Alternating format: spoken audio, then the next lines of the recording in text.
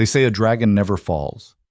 Adrian Voss proved them wrong the night his plane tore through the sky and slammed into the Pacific. He survived the crash. What came after almost killed him, paralyzed, betrayed, left for dead by the one person who swore to stand beside him. But the thing about dragons, they don't just burn, they rise from their own ashes. This is the story of a man who lost everything, and the woman who taught him what he never had to begin with. Hit that like button and drop your city in the comments. Let's see how far this story flies. The emergency room at Mercy General smelled like antiseptic and fear. Adrian Voss didn't know that yet. He didn't know much of anything except the sensation of drowning in his own body, lungs screaming for air that wouldn't come easy, spine blazing with a pain so complete it erased thought itself. Somewhere above him, fluorescent lights strobed past. Voices shouted medical terminology he couldn't process. His ears rang with a frequency that matched the phantom scream of jet engines still echoing in his skull. "We're losing him. BP dropping. Get me 2 units O negative now." Adrian's eyes rolled back. The ceiling tiles blurred into a long white tunnel, and for a moment, just a moment, he thought maybe this was it. Maybe the crash had finally finished what a decade of enemies couldn't.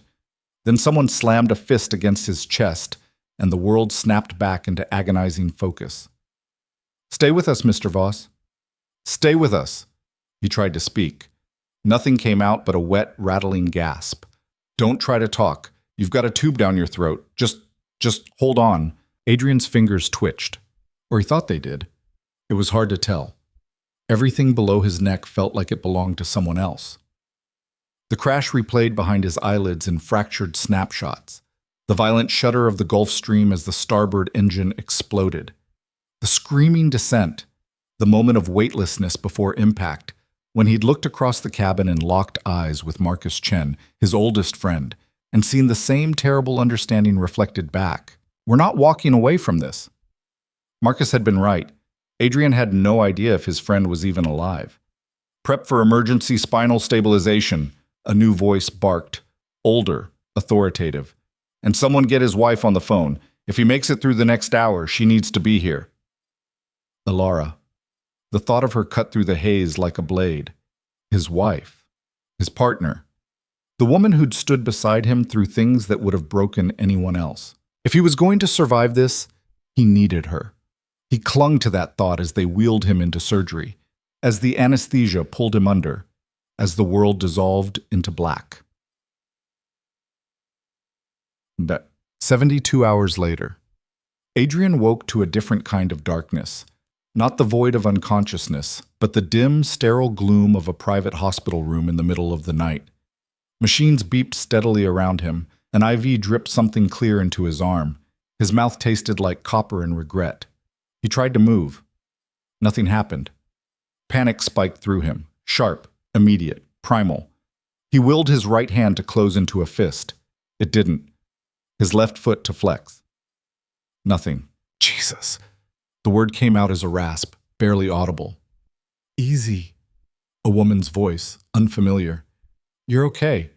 Well, you're alive anyway. That's something." Adrian's eyes tracked toward the sound. A nurse stood beside his bed, checking one of the monitors.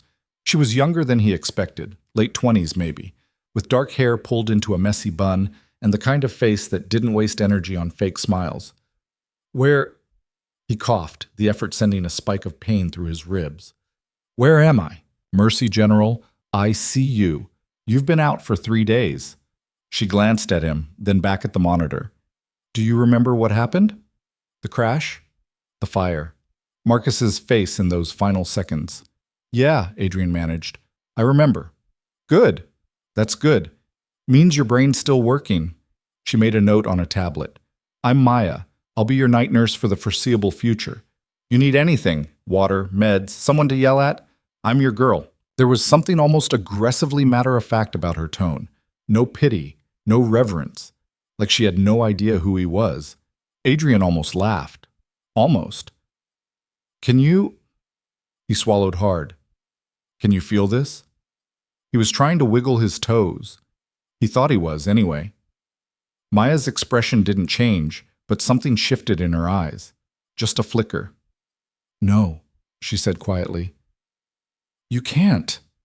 The words hit him like a second crash. What? His voice cracked. What are you saying? Maya pulled up a chair and sat down, meeting his gaze head on. No sugarcoating, no dance around the truth. You sustained severe trauma to your thoracic and lumbar spine in the crash. The surgeon stabilized you, but the damage was extensive. Right now you have no motor function below your chest, no sensation below mid-torso. Adrian stared at her. You're telling me I'm paralyzed. I'm telling you what the doctors told me to tell you when you woke up. Maya leaned back slightly. What happens next depends on a lot of things. Healing, therapy, your own body's ability to recover. But yeah, right now, you can't walk. The machines beeped. Somewhere down the hall, someone cried out in pain. Adrian closed his eyes. Does my wife know? She was here earlier. The doctor spoke with her. Where is she now? Maya hesitated, just a fraction of a second, but Adrian caught it. She said she needed to take care of some things. She'll be back. Something in the way she said it made Adrian's stomach turn.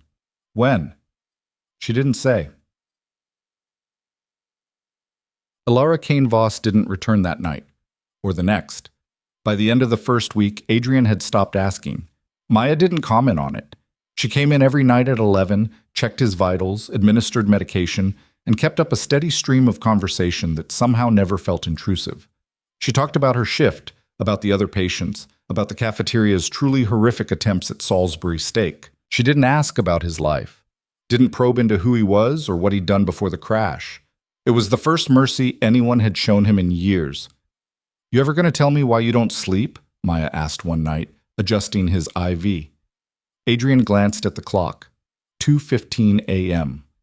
Could ask you the same thing. I work nights. I'm supposed to be awake.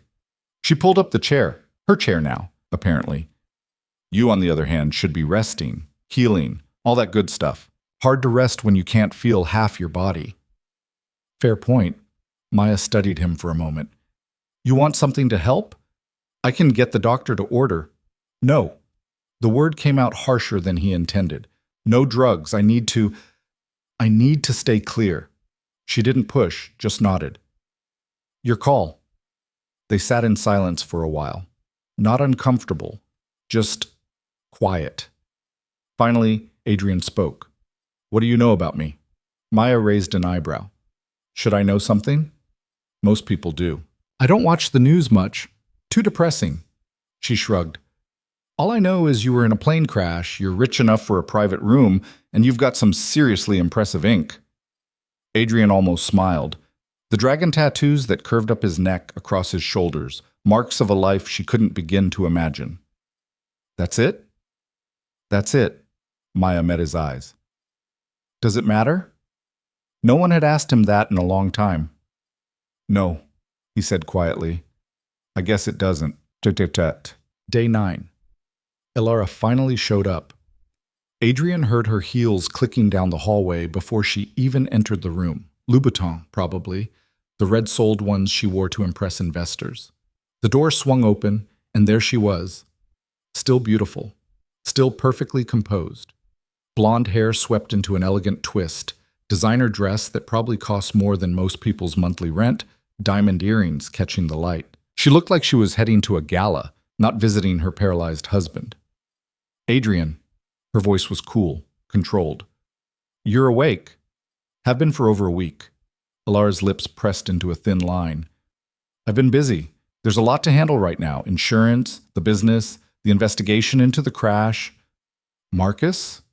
She blinked. What? Marcus Chen. He was on the plane. Is he alive? Something flickered across her face. Annoyance, maybe. He didn't make it. I thought you knew. The words landed like a blade between his ribs. Marcus, his right hand, the only person in his organization he'd trusted without question. Gone. Jesus, Adrian breathed. Elara moved to the window, arms crossed. The funeral was yesterday. I attended on your behalf. You didn't think to. You were unconscious, Adrian. What was I supposed to do? Wheel you in on a gurney? He stared at her back, at the rigid set of her shoulders. You could have told me when I woke up. I'm telling you now. She turned to face him, and for the first time he saw it, the calculation in her eyes, the assessment. We need to talk about what happens next. What happens next is I heal. I get back on my feet. Adrian, Alar's voice cut through his words like ice. The doctors don't think you're going to walk again. The doctors don't know. They know enough. She moved closer, heels clicking against the linoleum. You're paralyzed, possibly permanently, which means everything changes. Adrian's jaw tightened. What are you saying? Alara pulled a folder from her purse and set it on the tray table beside his bed. I'm saying we need to be realistic. Your empire, everything you built, it requires someone at the helm who can actually lead, who can move, who can command respect. He stared at the folder. Divorce papers? Alara said quietly. I had my attorney draw them up. The machines beeped. Down the hall, someone laughed. A nurse, probably, sharing a joke at the station. Adrian's world narrowed to the woman standing beside his bed and the documents that represented the end of 8 years. You're leaving me. I'm being practical. Alara's tone didn't waver. You can't run your organization from a hospital bed, and I won't spend the rest of my life caring for someone who can't even say it. Adrian's voice was low, dangerous. Finish that sentence. She met his eyes, and for a moment, he saw the truth she'd been hiding behind perfume and polish. She'd already given up on him. Maybe she always had. Sign the papers, Adrian. I'll make sure you're taken care of, financially, medically, whatever you need. But I can't do this. I won't. She left the folder on the table. She left him in the bed. And when the door closed behind her, Adrian realized he was staring at the ceiling again, just like he had in the ER. Only this time, no one was fighting to save him.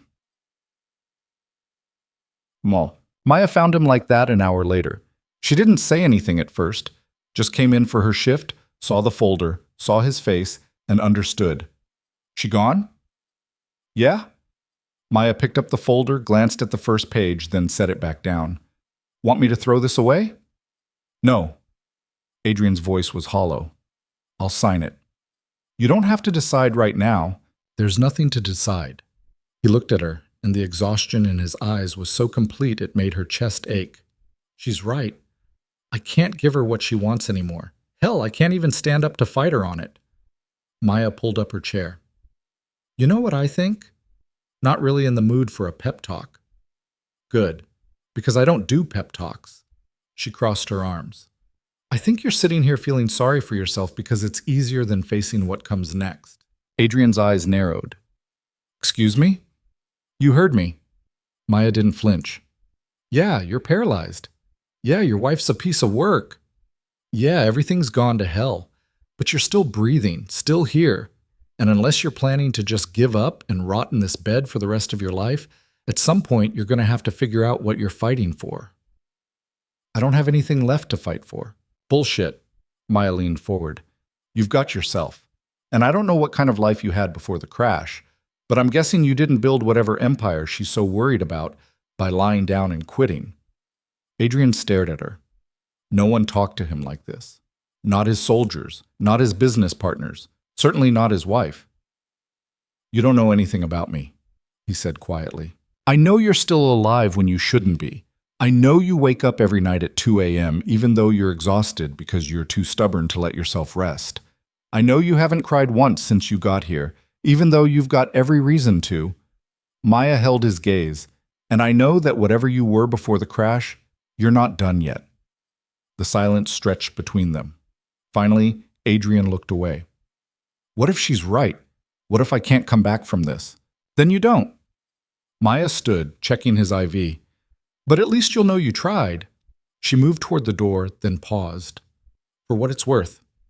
Anyone who walks out on you when you're down like this isn't worth keeping anyway. She left before he could respond. Adrian stared at the folder on the table. Then, slowly, painfully, he reached for the call button. Yeah? Maya's voice crackled through the speaker. I need a pen. A pause. On my way. Week 3. The physical therapist's name was Derek, and he had the build of someone who could bench press a small car. All right, Mr. Voss, let's see what we're working with. Adrian sat in the wheelchair, his wheelchair now a custom piece that cost more than most vehicles, and tried not to hate everything about this moment. Derek knelt down, placing his hands on Adrian's legs. Can you feel this? No? This? No. How about no? Adrian's jaw clenched. I can't feel anything. That's the whole goddamn problem. Derek nodded, unfazed. Okay, that's our baseline. Now let's talk about what's possible. I thought you just established nothing's possible. I established you don't have sensation below your injury site. That's different from saying nothing's possible. Derek rolled up his sleeves. Recovery from spinal cord injury isn't about what you lost. It's about what you can rebuild. Strength in your upper body, core stability, range of motion, learning to navigate the world in a new way. I don't want to navigate the world in a new way. I want my life back. Then we better get started. For the next hour, Derek put Adrian through a series of exercises that felt both humiliating and excruciating, transferring from the bed to the chair, building grip strength, working on balance while sitting up. Every movement was a reminder of what he'd lost. Every failure carved deeper into his pride. Good, Derek said when they finally finished. Same time tomorrow. Can't wait, Adrian muttered. Derek paused at the door. You know, I've worked with a lot of patients in your situation. The ones who make it, who actually rebuild something, aren't the ones who had it easy before. They're the ones who know how to fight. He left. Adrian sat in his chair, sweat cooling on his skin, and wondered if he had any fight left. That night, Maya found him awake again. Rough day? You could say that. She came in, started her usual routine, vitals, medication, the comfortable rhythm they'd fallen into over the past few weeks. Derek's good, she offered. Tough, but good. He's a sadist. He's trying to help you. He's trying to teach me how to live in a chair. I don't want to live in a chair. Maya finished with the IV and sat down. What do you want? Adrian looked at her, really looked at her. She was always here, every night, same time, same chair. She'd seen him at his absolute worst, broken, furious, desperate, and she kept showing up anyway. I want to stand, he said quietly. I want to walk into a room and have people respect me because I earned it, not because they pity me. I want, he trailed off, your life back. Yeah. Maya was quiet for a moment. I can't give you that. No one can. But I can tell you this, the people who respected you before, if that respect was only because you could walk, it wasn't real to begin with. You don't understand. In my world, in your world, strength is everything. Power is everything. I get it. Maya leaned back. But you're not in that world anymore. You're here. And here, the only person you need to prove anything to is yourself. Adrian wanted to argue, wanted to explain how wrong she was, how impossible it was to rebuild from nothing. But she was already standing, heading for the door. Get some sleep, Adrian. Tomorrow's going to be just as hard as today. She was right. It was. Week 5. Alara came back with her attorney. Adrian had signed the divorce papers 3 weeks ago, but apparently there were more documents, more divisions of assets, more carving up of the life they'd built together. This shouldn't take long, the attorney said, spreading papers across the table. We've outlined a settlement that's more than generous. Just show me where to sign. Alara's perfectly manicured fingers drummed against her purse. There is one more thing. Adrian looked up. The penthouse. I'd like to keep it. The penthouse. $15 million of glass and steel overlooking the city. The place where they'd hosted dinners for senators and crime lords alike, where they'd built the illusion of a perfect marriage. Fine. And the Maserati. Take it. Adrian, take whatever you want, Alara. The cars, the art, the apartment in Milan. I don't care anymore. Her eyes narrowed. You're being difficult. I'm being practical. He threw her own word back at her. You want out? Get out. But don't drag this out like you're doing me some kind of favor. The attorney cleared his throat. Perhaps we should take a break. No. Alara's voice was sharp. We're finishing this. Now. She snatched a pen from her purse and started signing documents, her movements quick and angry. When she was done, she stood. I'll have my things moved out of the estate by the end of the month. Great. She started toward the door, then stopped. You know, I actually feel sorry for you. Adrian laughed, a short, bitter sound. No, you don't. You could have had everything, but you couldn't just be satisfied with legitimate success. You had to play kingpin, had to build your little empire of criminals and get out. Alar's lips curved into something that wasn't quite a smile. Enjoy your new life, Adrian. I'm sure it'll be everything you deserve. She left. The attorney gathered his papers and followed, and Adrian sat in his chair, in his hospital room, surrounded by machines and silence, and wondered if she was right. Maybe this was exactly what he deserved. Maya came in at her usual time that night and found him staring at the wall. She came back. I heard. It's done. The divorce, the settlement, all of it. How do you feel? Adrian turned to look at her. You really want to know? I wouldn't ask if I didn't. I feel like I died in that crash, and everything since has just been the universe's sick joke. Like I'm supposed to learn some lesson about humility or redemption or whatever, but the truth is, I'm just hollow. Maya pulled up her chair. You know what I think? I think you're so used to being in control that you don't know how to exist when you're not. So instead of figuring out who you are now, you're just sitting here waiting to become who you were. Who I was is gone. Good. Adrian blinked. What? Good, Maya repeated. Because whoever you were before got you here, in this bed, in this situation. Maybe starting over isn't the worst thing that could happen. Easy for you to say. You're right. It is. She met his eyes. I didn't lose my ability to walk. I didn't lose my wife or my friend or my empire. But you know what I did lose? My mom. Cancer. 3 years ago. And for a long time after, I was just hollow, just like you said. Adrian didn't know what to say. What changed? He asked finally. I realized I had a choice. I could stay hollow, or I could fill myself up with something new, something better. Maya stood. You've got the same choice. You just have to decide what you're going to fill yourself up with. She moved toward the door. Maya, she turned. Thank you for being here. She smiled, a real smile, small but genuine. Where else would I be? It's week 8. Derek pushed Adrian harder than ever. Again. I can't. You can. Again. Adrian gripped the parallel bars, arms shaking, and tried to pull himself up. His body was a dead weight below the waist, uncooperative and foreign. He made it halfway before his strength gave out. Shit! He collapsed back into the chair, breathing hard.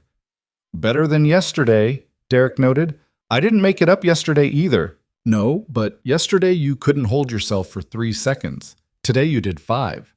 Derek grabbed a towel and handed it over. Progress isn't always about succeeding. Sometimes it's just about sucking less than you did before. Adrian wiped sweat from his face. Inspirational. I'm not here to inspire you. I'm here to make you stronger. Derek reset the bars. Again. By the end of the session, Adrian's arms felt like they were on fire, but he'd held himself up for 8 seconds. It wasn't much, but it was something. That night, Maya found him reading. What's that? Adrian held up the book. Medical Journal, article on spinal cord regeneration research. Heavy reading for midnight. Can't sleep anyway. Might as well learn something. Maya came closer, glancing at the pages covered in dense medical terminology. Understanding any of it? Some. Enough to know that there's more they don't understand than they do.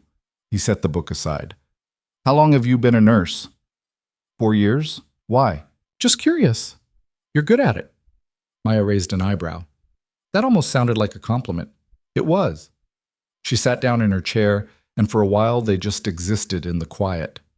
Finally, Maya spoke. Can I ask you something? And you can tell me it's none of my business. Go ahead. What did you do? Before? The work your ex-wife mentioned. Adrian was quiet for a long moment. I ran an organization, he said carefully. Import-export, mostly. Some legitimate ventures, some less legitimate. You were a criminal. I was a businessman who operated outside certain legal boundaries. So yes, a criminal. Adrian almost smiled.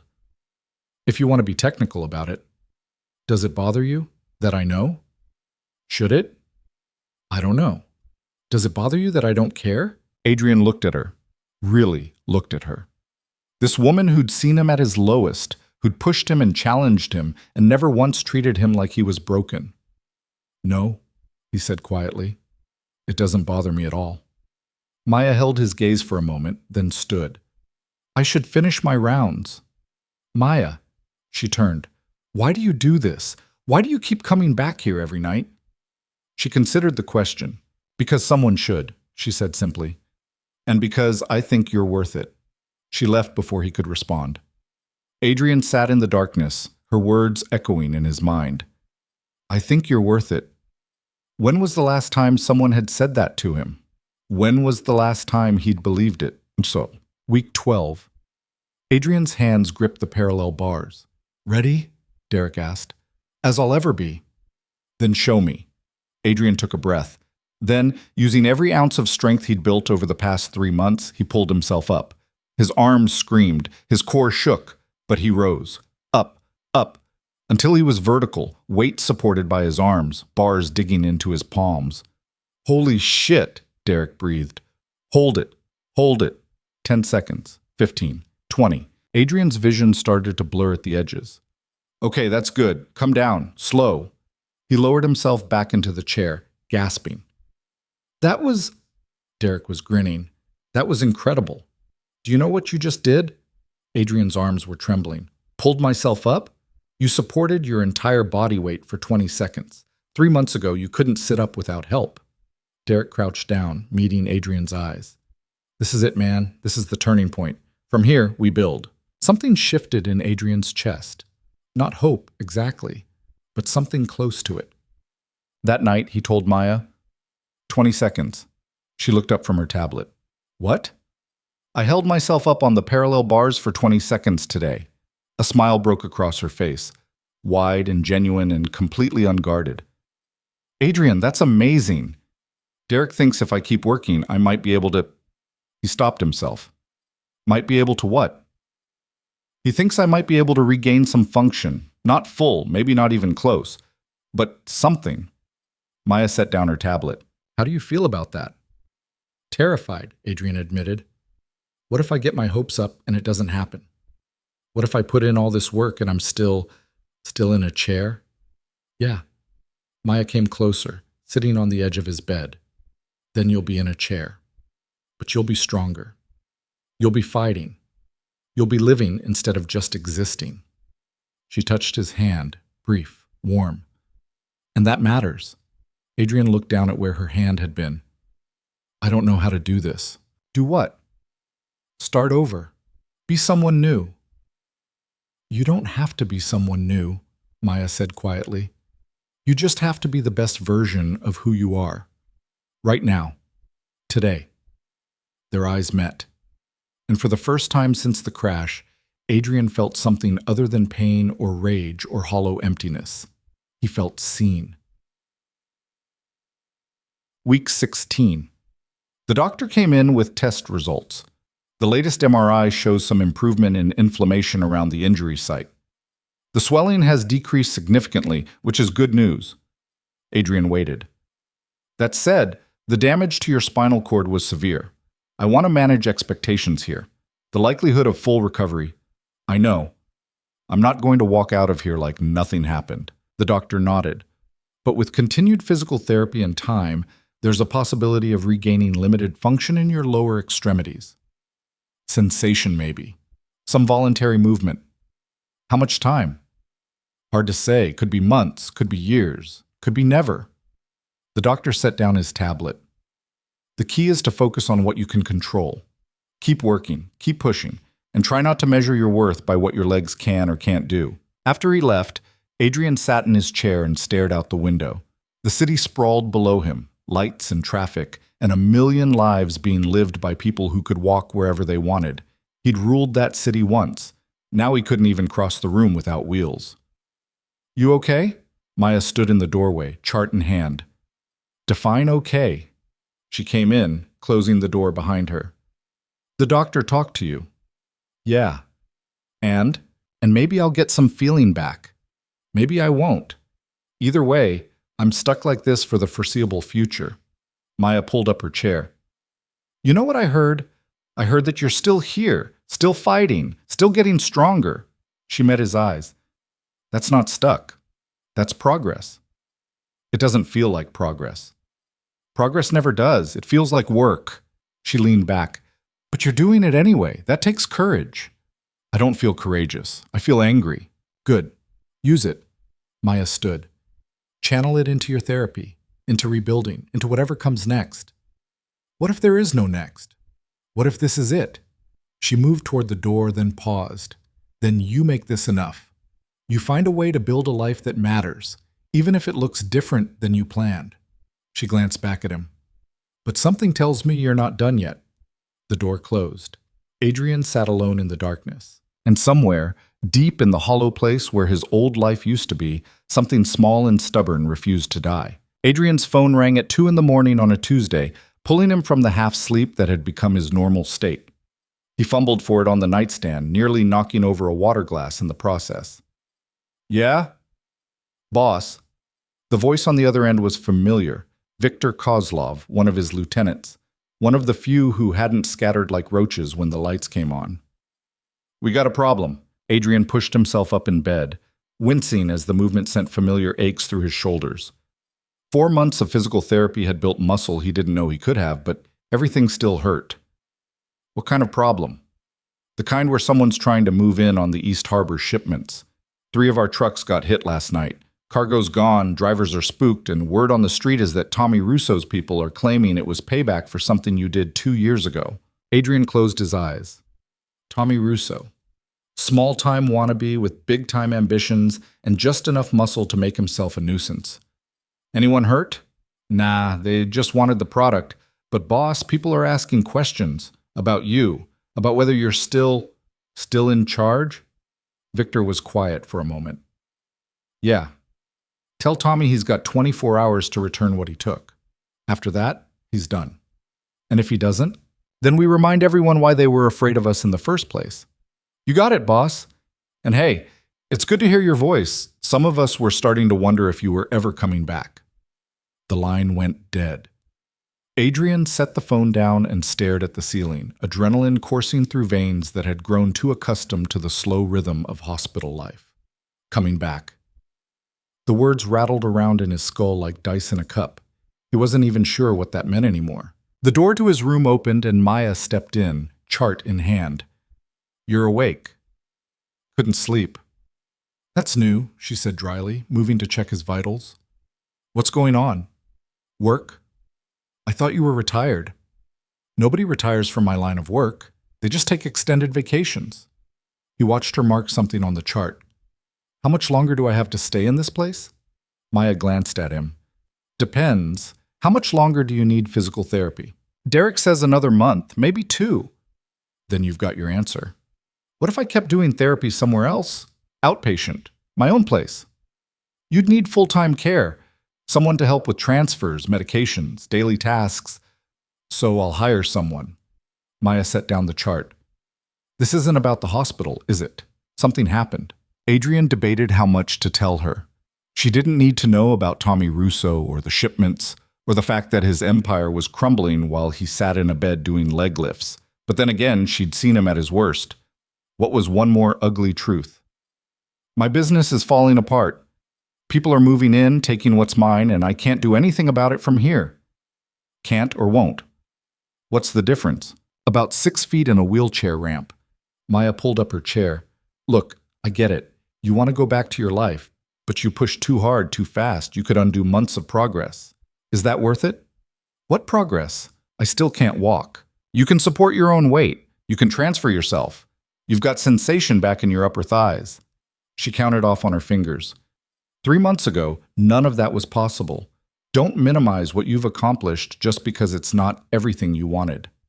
Adrian rubbed his face, exhaustion pulling at him from all sides. I'm tired of being here. I'm tired of feeling useless. Then do something about it that doesn't involve checking out against medical advice. Like what? Maya stood, moving toward the door. That's something you need to figure out for yourself. She left, and Adrian was alone again with his thoughts, and the phone that connected him to a world he could no longer touch. He picked it up and scrolled through his contacts, stopped on a name he hadn't called in weeks. his lawyer. Time to figure out what pieces of his empire were still salvageable. David Chen, no relation to Marcus, though the coincidence still stung, arrived the next morning with a briefcase and an expression that said he'd rather be anywhere else. "Adrian, you look better than I expected." "Sit down, David." The lawyer sat, setting his briefcase on the table with a soft thud. "I have to say, I was surprised to get your call.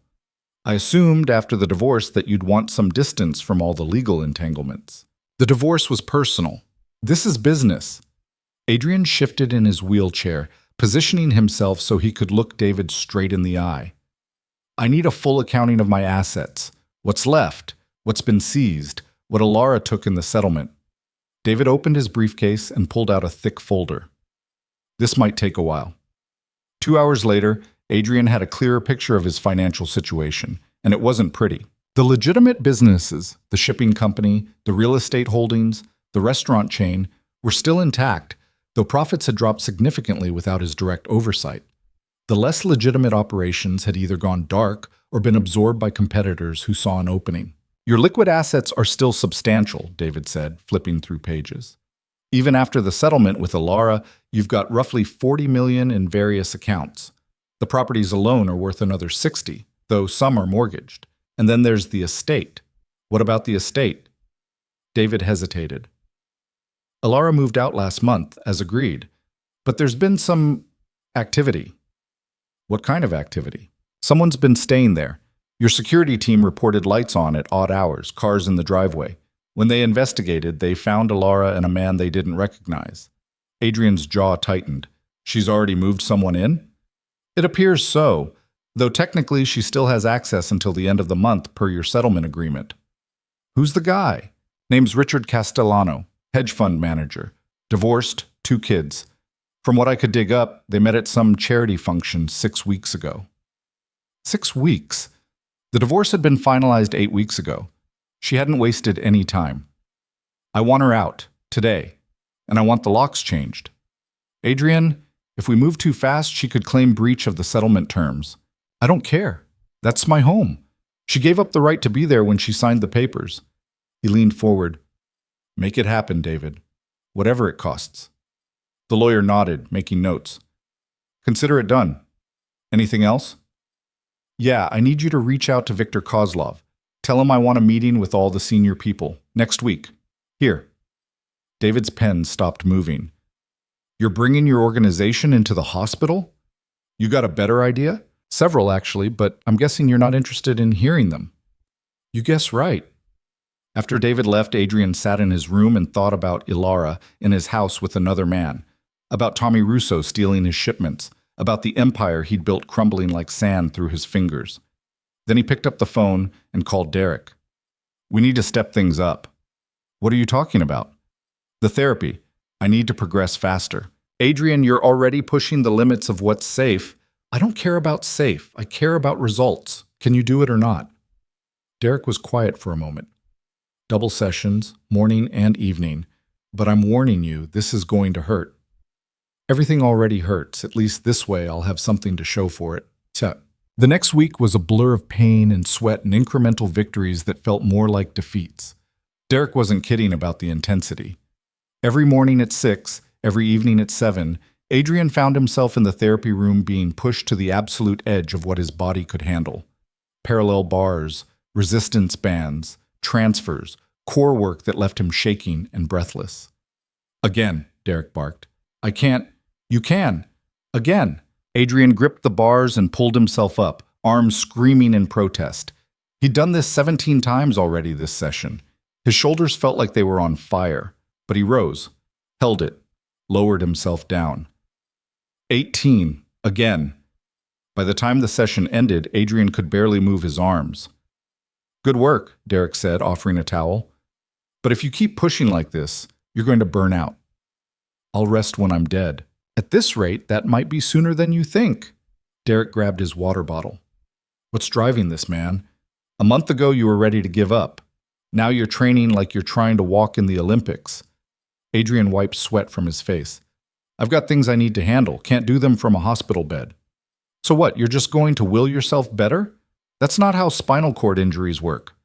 Then I guess I'll be the exception. Derek shook his head. Your body, your call. But don't come crying to me when you injure something pushing too hard. That night, Maya found Adrian icing his shoulders in bed. Derek called me. Said you're trying to kill yourself. Derek's dramatic. Derek's worried, so am I. She came closer, examining the ice packs. What's going on with you? I told you, I need to get out of here. This is about more than just leaving the hospital. Maya sat down in her chair, the one that had become as much a fixture in his room as the medical equipment. Talk to me. Adrian was quiet for a long moment. My ex-wife is living in my house with another man. My business is being picked apart by vultures. People I used to control don't respect me anymore because they think I'm weak. He looked at her. I need to prove them wrong. By destroying your body in the process, if that's what it takes.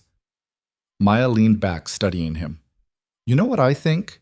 I think you're so focused on who you were that you can't see who you're becoming. Who I'm becoming is a guy in a wheelchair who can't even protect his own interests. Who you're becoming is someone who survived something that should have killed him and fought his way back from nothing. That's not weakness. That's the opposite of weakness. Easy to say when you're not the one who lost everything. You're right. It is easy to say. Maya stood. But it's also true. You just can't see it yet. She moved toward the door, then paused. For what it's worth. The person you're becoming is a hell of a lot more interesting than whoever you were before. The door closed softly behind her. Adrian lay in the darkness, her words circling his mind like vultures over carrion. More interesting. He wasn't sure that was a compliment.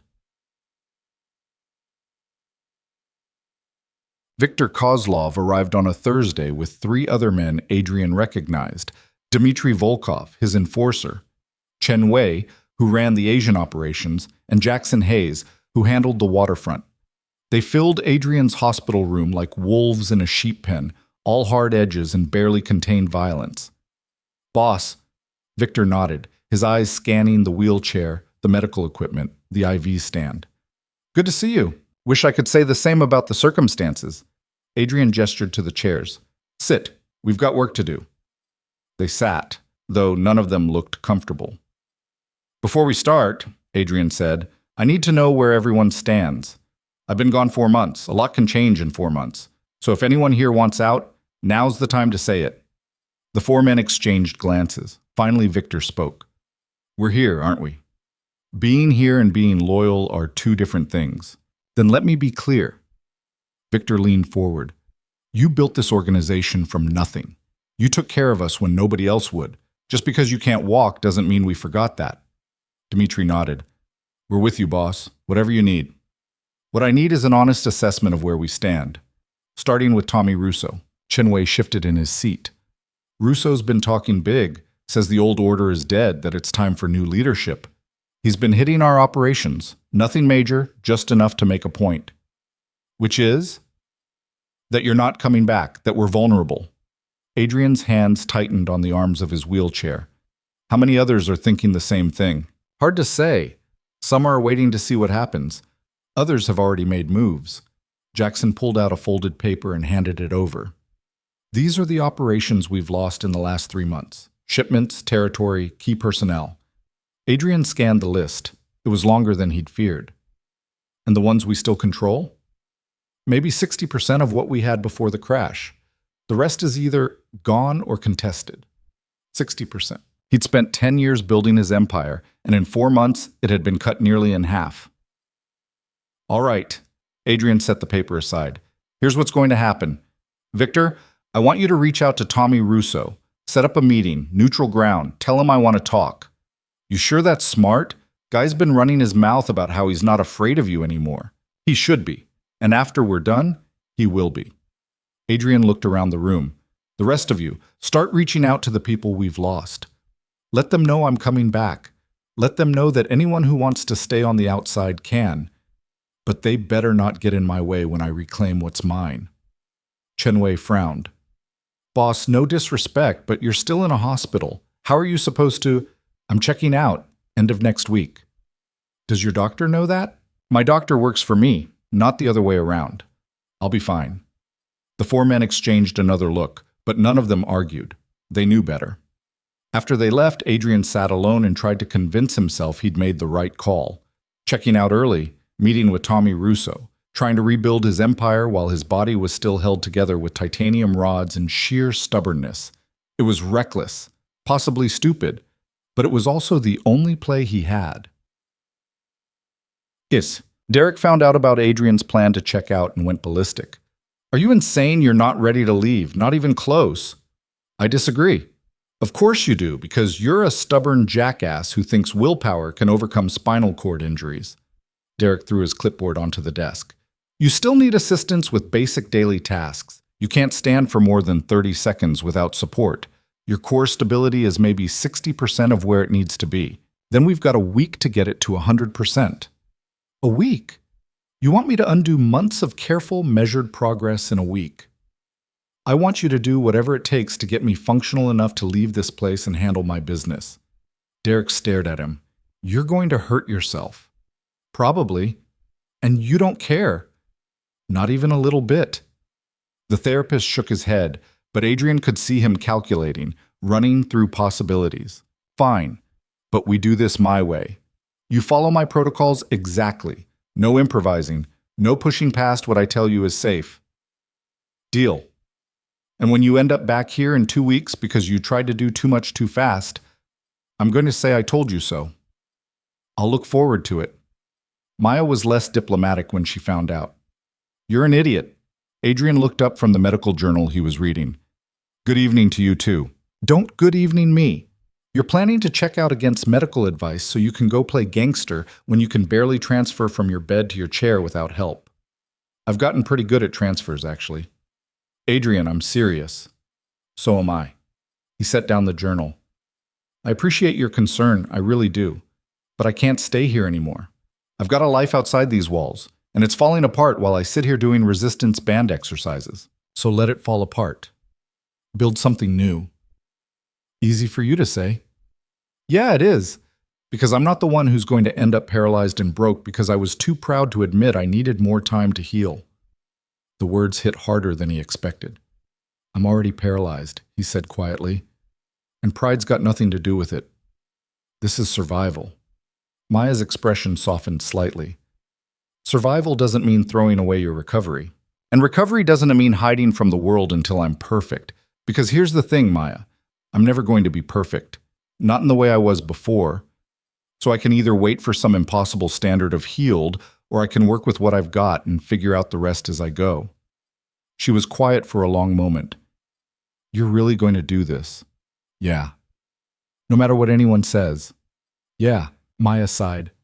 Then at least let me help you set up proper care when you leave. You'll need someone who knows how to manage your medications, help with daily tasks, monitor for complications. I'll hire a nurse. It'll be fine. Adrian, I'll be fine. She looked at him, and he could see the frustration and worry warring in her expression. You're impossible. So I've been told. She stood to leave, then stopped at the door. For the record, I think you're making a mistake.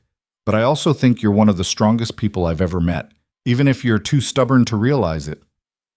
Maya, but she was already gone, the door swinging shut behind her with a soft click. Adrian sat in the silence and wondered if she was right. Not about being strong. He didn't feel strong.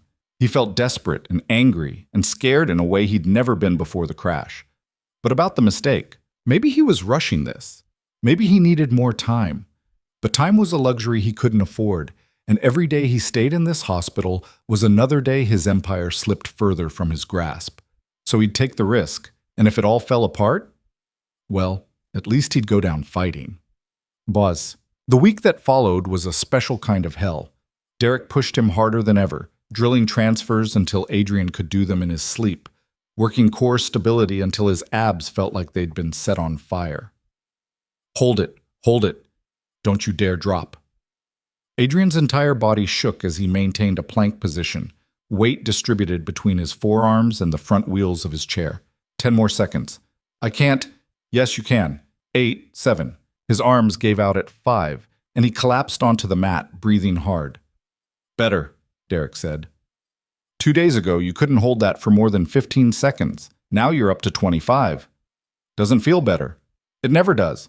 That's how you know it's working. Derek helped him back into the chair. One more session tomorrow, then you're on your own. You sure about this? No, but I'm doing it anyway. Derek nodded slowly. Then at least promise me you'll keep up with the exercises. Every day. No skipping. I promise. And if you start losing sensation or experiencing increased pain, I'll call. I know the drill. That night, Maya brought him discharge papers to review.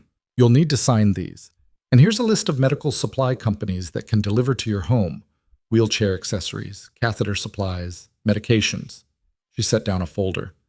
I also took the liberty of putting together some numbers for home health nurses. Adrian looked at the papers, then at her. You're really helping me leave.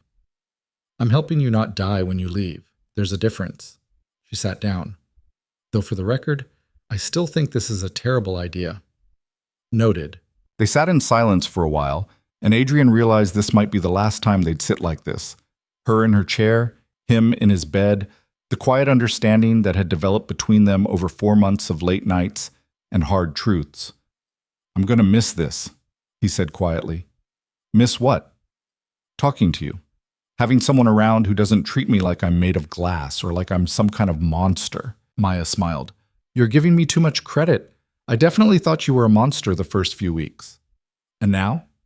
Now I think you're just a man trying to figure out who he is after everything got taken away. She met his eyes. That's scarier than any monster. Adrian wanted to say something profound, something that would capture what her presence had meant to him during the darkest period of his life. But the words wouldn't come. So instead he just said, thank you for everything. You're welcome. Maya stood. And Adrian, whatever happens out there, don't forget what you learned in here. You're stronger than you think, braver than you believe, and you don't have to do everything alone. I'll try to remember that. She moved toward the door, then paused. If you need anything, and I mean anything, you have my number. I do? It's in the discharge folder, personal cell. Don't make me regret giving it to you. The door closed, and Adrian sat in his room for the last time, surrounded by the machines that had kept him alive, and the silence that had taught him more about himself than he ever wanted to know. Tomorrow, he'd leave this place. Tomorrow, he'd step back into a world that had moved on without him. Tomorrow, he'd find out if he was strong enough to reclaim what he'd lost. But tonight, he was just a man in a hospital room, staring at a phone number written in careful handwriting, wondering if the woman who'd written it knew she'd already saved his life in ways that had nothing to do with medicine. He picked up his phone and sent a simple text. Thank you for seeing me when I couldn't see myself. 3 dots appeared, then disappeared, then appeared again. Finally, a response. You were always worth seeing. Now go prove it to everyone else. Adrian set the phone down and closed his eyes. Tomorrow. Everything changed tomorrow. He just hoped he was ready. The estate looked different than Adrian remembered. Victor pulled the black SUV through the gates, and Adrian stared out the window at the sprawling property he'd bought 6 years ago, back when he thought having a house this size meant something. Back when he thought Alara actually wanted to build a life with him instead of just spending his money. The fountain in the circular driveway still worked, water cascading over marble tiers like nothing had changed. But everything had changed. You want me to come in with you? Victor asked, putting the car in park. No, I need to do this alone. You sure? Place is pretty big for someone who... Victor caught himself. Who can't walk upstairs? Yeah, I'm aware. Adrian grabbed the door handle. I'll figure it out. He'd practiced the transfer from car to wheelchair maybe 100 times over the past week. Muscle memory took over now. Slide the chair close, lock the wheels, shift his weight, pivot. His arms did what his legs couldn't, and within 30 seconds he was seated, looking up at the house he hadn't seen in 4 months. I'll be at the gate if you need anything, Victor said. Adrian wheeled himself up the ramp, newly installed, he noticed, probably David's doing, and punched in the security code. The door clicked open, and he rolled into the marble foyer that used to make him feel like he'd conquered the world. Now it just felt empty. The sound of his wheels echoed as he moved through rooms that smelled faintly of Alara's perfume and someone else's cologne. In the living room, he found evidence of her final days here. A wine glass on the coffee table with lipstick on the rim, a men's magazine he'd never bought, a throw pillow that didn't belong. She'd treated his house like a hotel on her way to her next life. Adrian's hands tightened on the wheels. He found more in the master bedroom. The bed had been stripped, but the closet still held a few pieces she'd forgotten or didn't want. Designer dresses that probably cost thousands. Shoes he'd bought her for anniversaries she'd pretended to care about. His phone buzzed. David. Locks changed. New codes sent to your email. She's been notified she's no longer welcome on the property. Adrian typed back a quick thanks and pocketed the phone. Then he sat in his empty bedroom and tried to remember what it felt like to belong somewhere. The thought was interrupted by his stomach reminding him he hadn't eaten since breakfast. The kitchen was downstairs, or more accurately, down a flight of stairs his wheelchair couldn't navigate. Fantastic, he muttered. He wheeled to the top of the staircase and looked down at the custom kitchen he'd paid $250,000 to renovate. Might as well have been on the moon. His phone rang. Maya. He almost didn't answer. Hey. Hey yourself, how's the first day of freedom treating you? Adrian looked at the stairs. It's everything I hoped for. That bad, huh? My kitchen is downstairs. I'm upstairs. The two are connected by a beautiful staircase that's completely useless to me.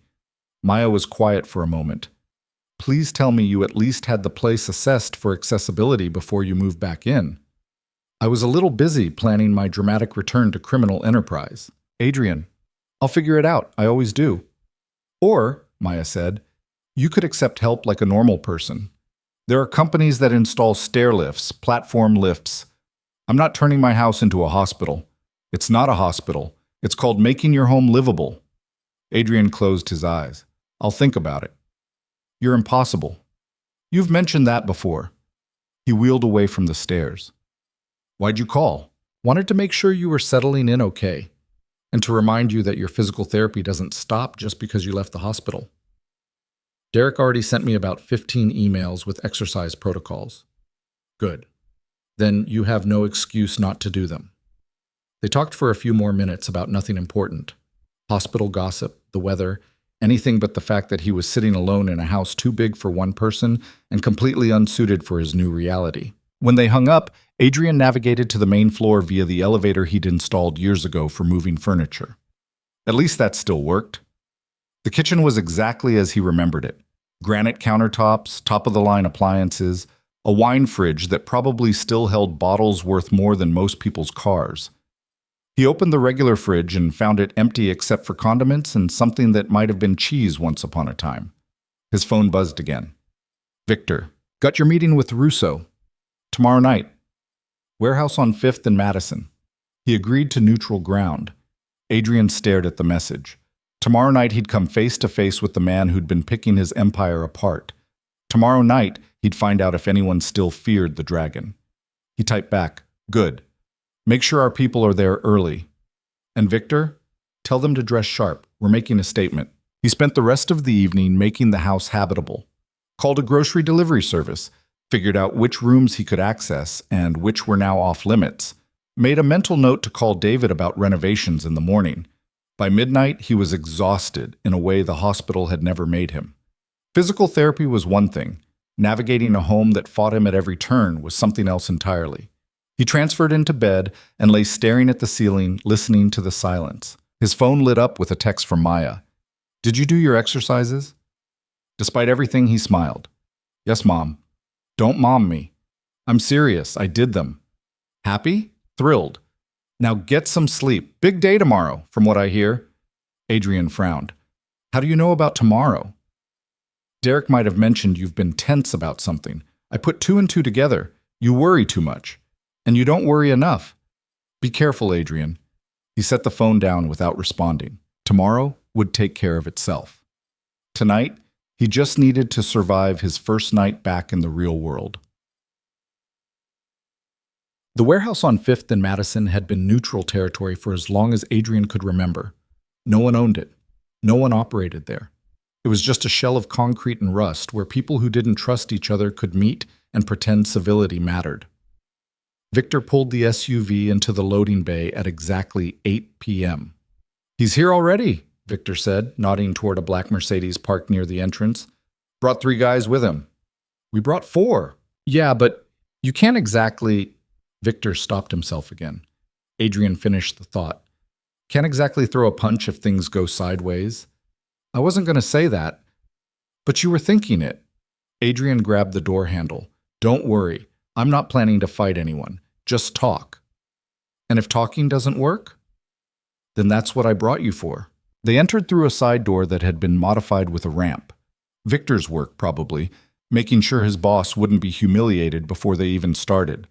The warehouse interior was exactly as Adrian remembered. Dim lighting, high ceilings, the smell of motor oil and old concrete. And in the center, under a single hanging bulb, stood Tommy Russo. He was younger than Adrian, maybe 35, with the kind of gym-built physique that came from having too much time and not enough real work to do. His suit was expensive but tacky, all flash and no substance.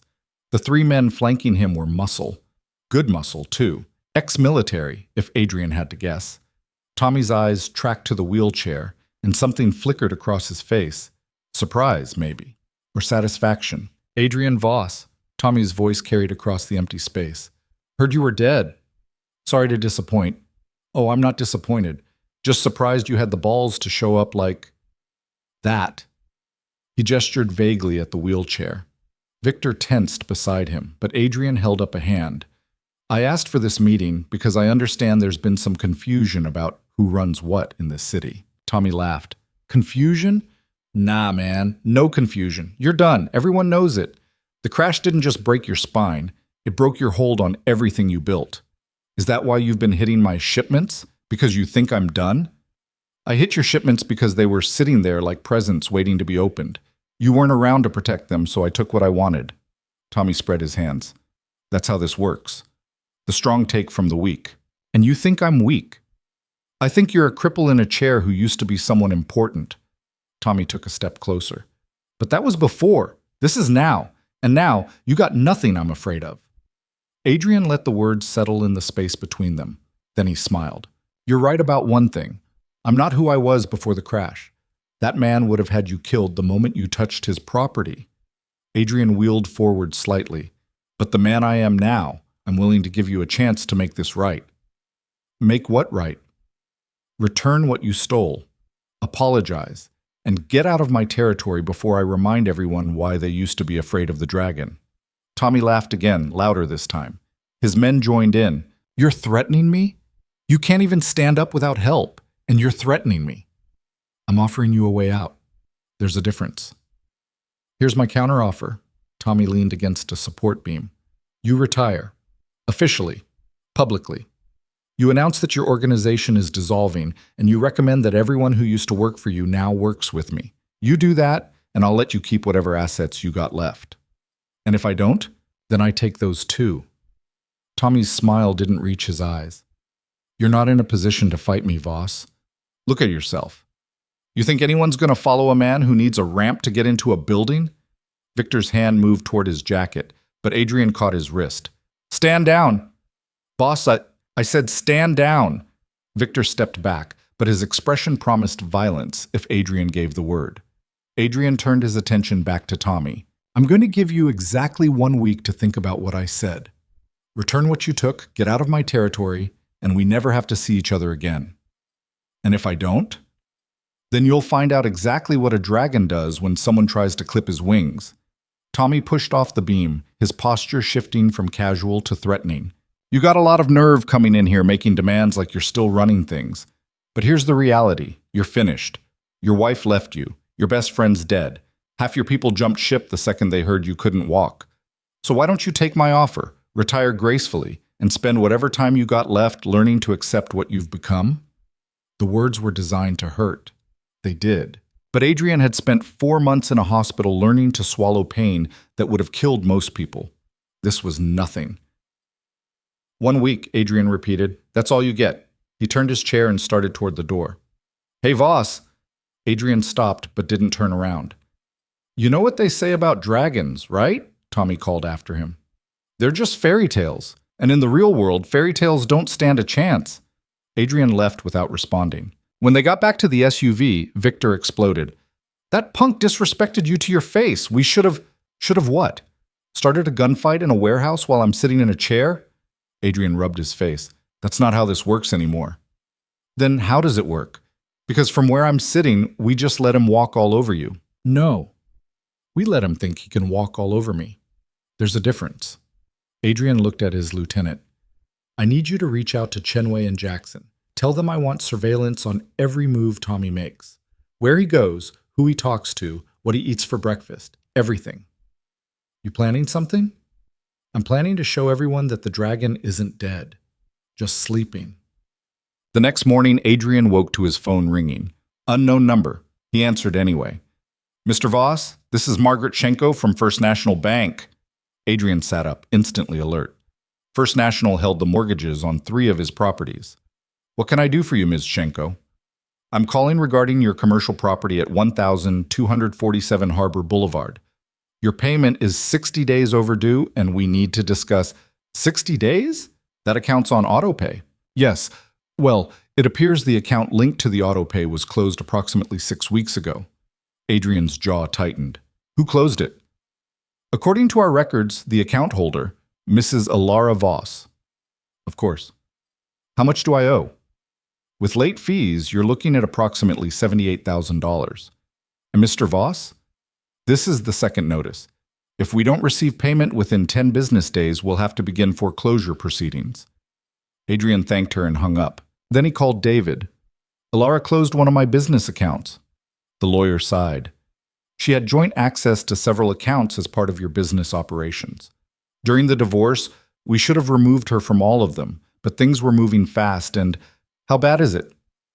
Let me pull up your account activity. Adrian waited, listening to the sound of typing. Okay, so the account she closed had about $200,000 in it, but it looks like she transferred most of that to a personal account 2 days before closing it. Can we get it back? We can try, but it'll take time and legal fees will be substantial. You might be better off just covering the mortgage payment and moving on. Do it, both. Cover the payment and start proceedings to recover what she took. Adrian, she doesn't get to steal from me and walk away clean. I don't care what it costs. After he hung up, Adrian sat in his kitchen and tried to calculate how much Alara's betrayal had cost him so far. The divorce settlement, the closed accounts, the property she'd taken. Millions. And for what? So she could move on to some hedge fund manager who probably bored her senseless at charity functions? His phone buzzed. Maya, how'd the meeting go? Adrian debated what to tell her. About as well as expected. Guy's an ass. But I've got a plan. Should I be worried? Probably. Adrian, I'm kidding. Mostly. How's the hospital? Quieter without you. And boring. Turns out you were my most interesting patient.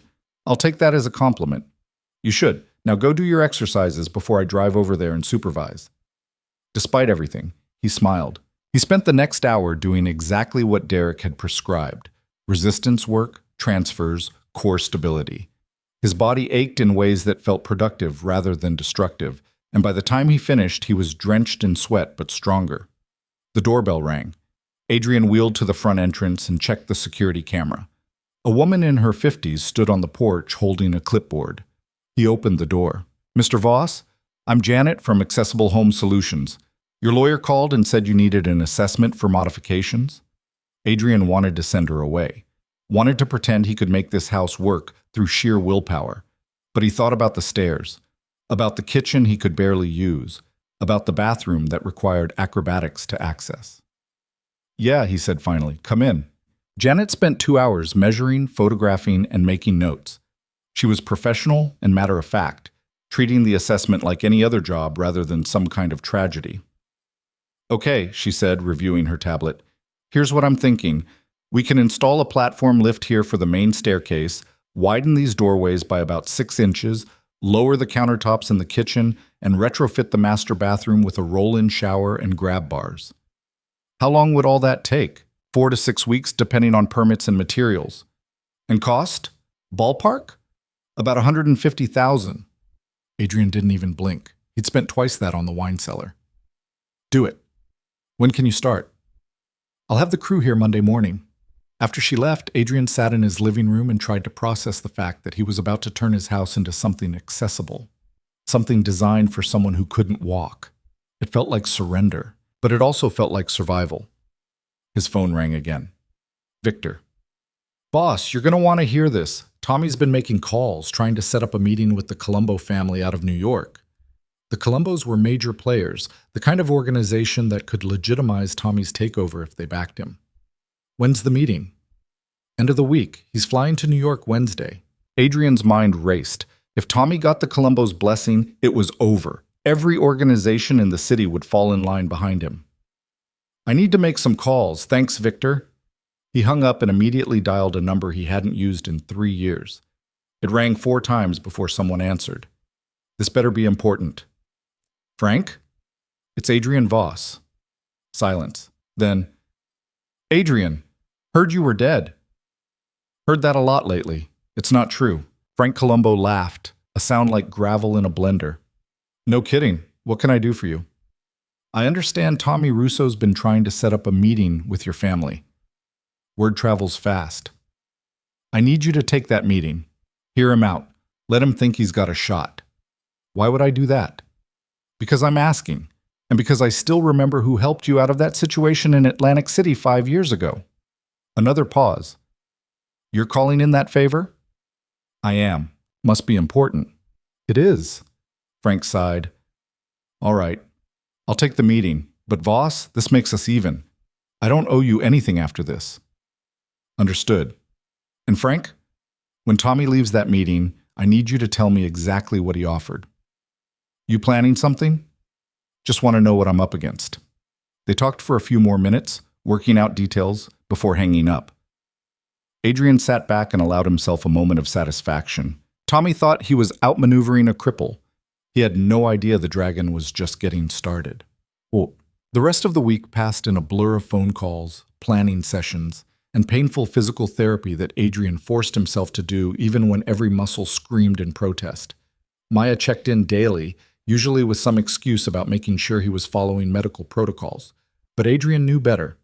She was checking that he was okay, that he hadn't crashed and burned trying to reclaim his empire. On Wednesday evening, Victor called. Tommy's in New York. Just went into Colombo's restaurant. Good. Let me know when he leaves. 2 hours later. He's out. Looked happy. Real happy. That night, Frank called. Your boy made quite the pitch. Offered us 40% of his East Coast operations in exchange for backing him as the new power in your territory. What'd you tell him? Told him we'd think about it. Strung him along like you asked. Frank paused. But Adrian? He's moving fast. If you're going to make a play, you need to do it soon. I will. Thanks, Frank. Adrian hung up and immediately called David. I need you to pull together everything we have on Tommy Russo. Bank records, property holdings, business connections, everything. That's going to take some time. You have 48 hours. On Thursday, the modifications crew showed up and started tearing apart his house. The sound of power tools and construction became the soundtrack to Adrian's days. By Friday morning, David delivered. This is everything I could find on Russo. And Adrian, some of this is interesting. Adrian opened the file and started reading. What he found made him smile for the first time all week. Tommy Russo wasn't just a small-time wannabe trying to move up. He was desperate, over-leveraged on properties he couldn't afford, deep in debt to some very dangerous people, running his mouth about taking over Adrian's empire because he needed the cash flow to avoid getting buried. Adrian called Victor. Set up another meeting with Tommy. Same place, tomorrow night. You sure that's smart? Last time I was gathering information. This time, I'm ending this. Victor was quiet for a moment. What do you need from me? Just be ready. And Victor, tell the boys to dress sharp again. We're about to remind everyone what happens when you try to take what belongs to the dragon. That night, Maya called. You sound different. Different how? I don't know. Dangerous, maybe? Adrian looked at the file spread across his desk, all of Tommy's secrets laid bare. Just handling business. Should I be worried? Probably. But when are you not worried about me? She laughed. Fair point. Just be careful, okay? Whatever you're planning. Always am. After they hung up, Adrian sat in his modified house and thought about the meeting tomorrow. About what he was going to do. About whether he was still the man who could pull this off. Then he looked down at his legs. Still useless, still dead weight. But his mind was sharp as ever. And in his world, that's what really mattered. The dragon was about to remind everyone why they'd feared him in the first place. Tommy Russo arrived at the warehouse 20 minutes late, which Adrian figured was supposed to be some kind of power move. It just made him look desperate. Adrian sat in the center of the space under the same hanging bulb, Victor and 3 others flanking him in a semicircle. He'd positioned himself deliberately, wheels locked, hands relaxed on the armrests, spine straight, not hiding what he'd become, but not apologizing for it either. Tommy strutted in with the same 3 men from last week, plus 2 more. His version of intimidation, probably. "Didn't think you'd actually show up again," Tommy said, stopping about 10 feet away. "Thought maybe you'd come to your senses." "Funny. I was thinking the same about you." Tommy's smile faltered for just a second. "So what is this? You ready to take my deal? Retire quietly and let the adults handle things?" Adrian reached into the bag attached to his wheelchair and pulled out a manila folder. He tossed it across the space. It landed at Tommy's feet. "What's this?" "Open it." Tommy picked up the folder, his expression cautious. He flipped it open, and Adrian watched the color drain from his face as he scanned the first page. "Where did you get this?" "Where I get everything, from people who understand that information is more valuable than muscle." Adrian leaned forward slightly. "That's a loan agreement between you and the Volkov brothers out of Brighton Beach. $3 million at 18% interest, secured against properties you don't actually own yet. Properties you were planning to take from me." Tommy's jaw tightened. "This is none of your business." "It became my business when you started stealing my shipments to cover your interest payments." Adrian nodded toward the folder. "Keep reading. Page 3 is particularly interesting." Tommy flipped pages, his hands shaking slightly now. "You're 6 months behind on payments. The Volkovs are losing patience. And according to my sources, they've given you until the end of this month to make good, or they're going to start breaking things, starting with your kneecaps." Adrian paused. "That's why you needed the Colombo backing, isn't it? You were going to use their name to renegotiate with the Volkovs." "You don't know what you're talking about." "Don't I?" Page 5. That's a list of every asset you've got, which isn't much, by the way. You're leveraged to hell and back, Tommy. You're not some rising power. You're a guy who made bad bets and thought he could fix them by taking what I built. Tommy threw the folder down. "So what? You're going to use this to blackmail me? Threaten to tell the Volkovs where I really stand?" "No." Adrian's voice was calm, almost gentle. "I'm going to offer you a way out. I don't need your help." "Yeah, you do, and here's what it looks like." Adrian gestured to Victor, who pulled out a second folder and walked it over to Tommy. "In there, you'll find a contract. I'm willing to absorb your debt to the Volkovs, all $3 million plus interest. In exchange, you return everything you took from me, publicly acknowledge that this territory belongs to my organization, and get out of the business entirely." Tommy stared at the folder like it was a snake. "You expect me to just walk away?" "I expect you to be smart enough to take a lifeline when it's offered. Because here's the alternative. I make a phone call to Alexei Volkov tonight. I tell him exactly how broke you are, how you've been using his money to play gangster instead of making real profits.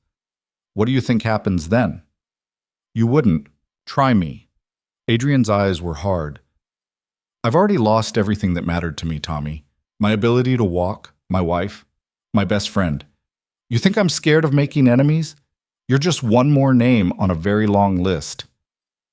The warehouse fell silent except for the distant sound of traffic outside. Tommy opened the second folder, read through the contract.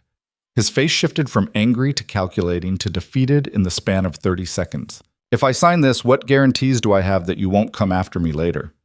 "My word, which is worth a hell of a lot more than yours." Adrian rolled forward slightly. "You've got 60 seconds to decide. After that, I make the call." Tommy looked at his men, looked at the contract, looked at Adrian sitting there in his wheelchair, calm as death. "Fine, I'll sign." Victor produced a pen. Tommy scrawled his signature across 3 different pages, his hand gripping the pen so tight his knuckles went white. "There. Happy?" "Not particularly, but at least you're smart enough to know when you're beat." Adrian took the signed contract and tucked it into his bag. "You've got 48 hours to return everything you took.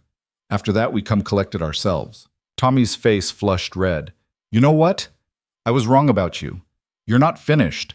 You're just a different kind of dangerous now." "Took you long enough to figure that out." Tommy turned and walked toward the exit, his men following. But he stopped at the door and looked back. That thing you said about losing everything that mattered? Maybe you should think about what you're doing with what's left. Because from where I'm standing, all you got is revenge. And that's a pretty empty way to live. He left before Adrian could respond. Victor came over once they were alone. That was some show, boss. But you know the Volkovs are going to want their money eventually, right? We just took on $3 million in debt. I know, but it bought us time. And Tommy's out of the picture. Adrian rubbed his face. Start reaching out to everyone who jumped ship. Let them know things are going back to normal. And Victor? Yeah? Tommy was right about one thing. I need to figure out what I'm doing with what's left. Because this? He gestured at the empty warehouse. This isn't living. It's just not dying. They drove back to the estate in silence. When Adrian got inside, he found himself wheeling through empty rooms again, listening to the echo of his own movement, wondering when this place had stopped feeling like a home and started feeling like a museum to a life he used to have. His phone rang. Maya. He answered. Hey, how'd it go? Better than expected, worse than hoped for. That's cryptic. Yeah, well, that's kind of my brand now. Adrian positioned himself by the window, looking out at the city lights. Guy I was dealing with signed away his territory, so I won, I guess. You don't sound like someone who won. That's because winning doesn't feel like much when you're doing it alone in a house that's too big and too quiet and too full of memories you'd rather forget. Maya was quiet for a moment. You want company? Adrian blinked. What? Company? You know, another human being in the same physical space. I'm off shift in an hour. I could swing by.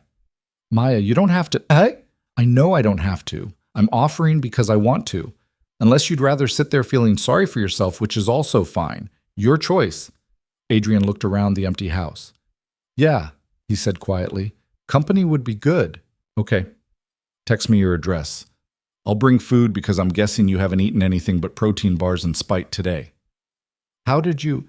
Because I know you. See you in 90 minutes. She hung up. Adrian sat there holding his phone, trying to remember the last time someone had offered to just show up for him. No agenda, no angle, just because. He couldn't. 90 minutes later, headlights swept across his driveway. Adrian wheeled to the door and opened it to find Maya standing there with 2 bags of Thai takeout and a smile that made something in his chest feel less hollow. Nice place, she said, looking past him at the marble foyer. Very Bruce Wayne. That's what the realtor said, except Bruce Wayne can walk.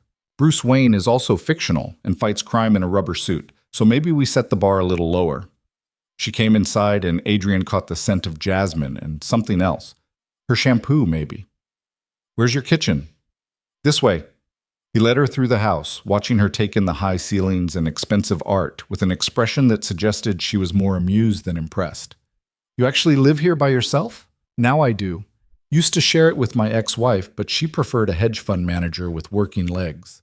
Maya set the bags on the counter. Her loss.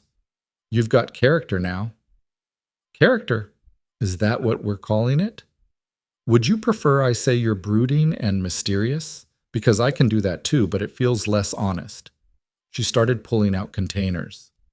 Pad Thai, green curry, spring rolls. I wasn't sure what you liked, so I got a little of everything. They ate at the kitchen table, which Adrian realized was the first time he'd actually used it since moving back in. Maya talked about the hospital, a patient who'd tried to smuggle in a cat, a doctor who'd accidentally locked himself in a supply closet, and Adrian found himself laughing in a way he hadn't in months. So what's your plan now? Maya asked, spearing a piece of chicken. Now that you've vanquished your enemy and reclaimed your empire? Honestly, I have no idea. That's refreshingly honest. I spent the last 4 months focused on getting out of the hospital and taking back what was mine. I didn't really think past that. Adrian pushed rice around his plate.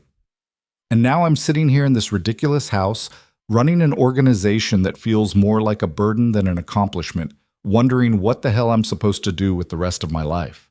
Maya set down her fork. Can I ask you something? Sure.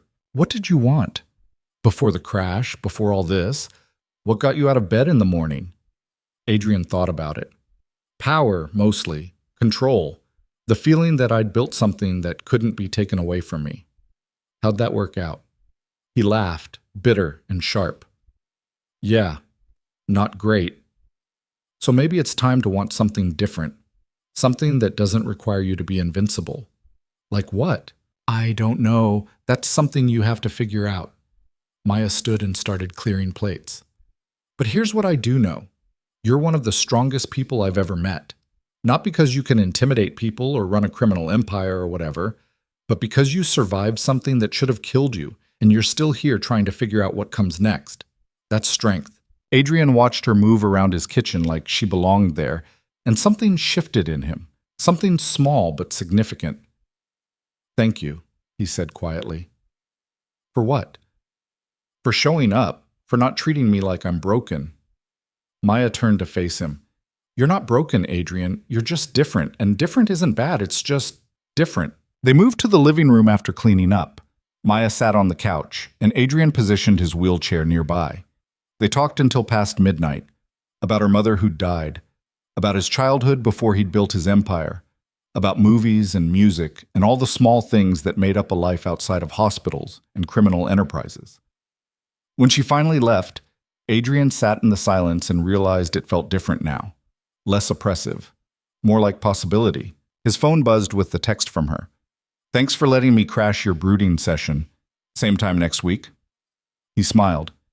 Yeah, I'd like that. Over the next few weeks, a pattern emerged. Maya would come over twice a week after her shift, bringing food and conversation and a kind of peace Adrian had forgotten existed. They'd talk or watch movies or sometimes just sit in comfortable silence while she read, and he worked through the endless paperwork of running an organization. The construction on his house finished, and Adrian found himself navigating spaces that actually worked for him. The platform lift, the widened doorways, the bathroom he could use without feeling like he was attempting an Olympic event. It should have felt like surrender. Instead, it felt like progress. His empire slowly came back together. People who'd jumped ship returned, sheepish and apologetic. Operations resumed. Money flowed again. But Adrian found himself caring less about it than he expected. Tommy had been right about one thing. Revenge and reclamation were empty when you had no one to share them with. One night, about 6 weeks after Tommy had signed the contract, Maya showed up earlier than usual. You busy? She asked when he opened the door. Never too busy for you. What's up? She came inside and he noticed she was carrying a bag that wasn't food. I have a proposition for you. This sounds ominous. It's not. It's practical. She sat down on the couch. The hospital is hosting a gala next month.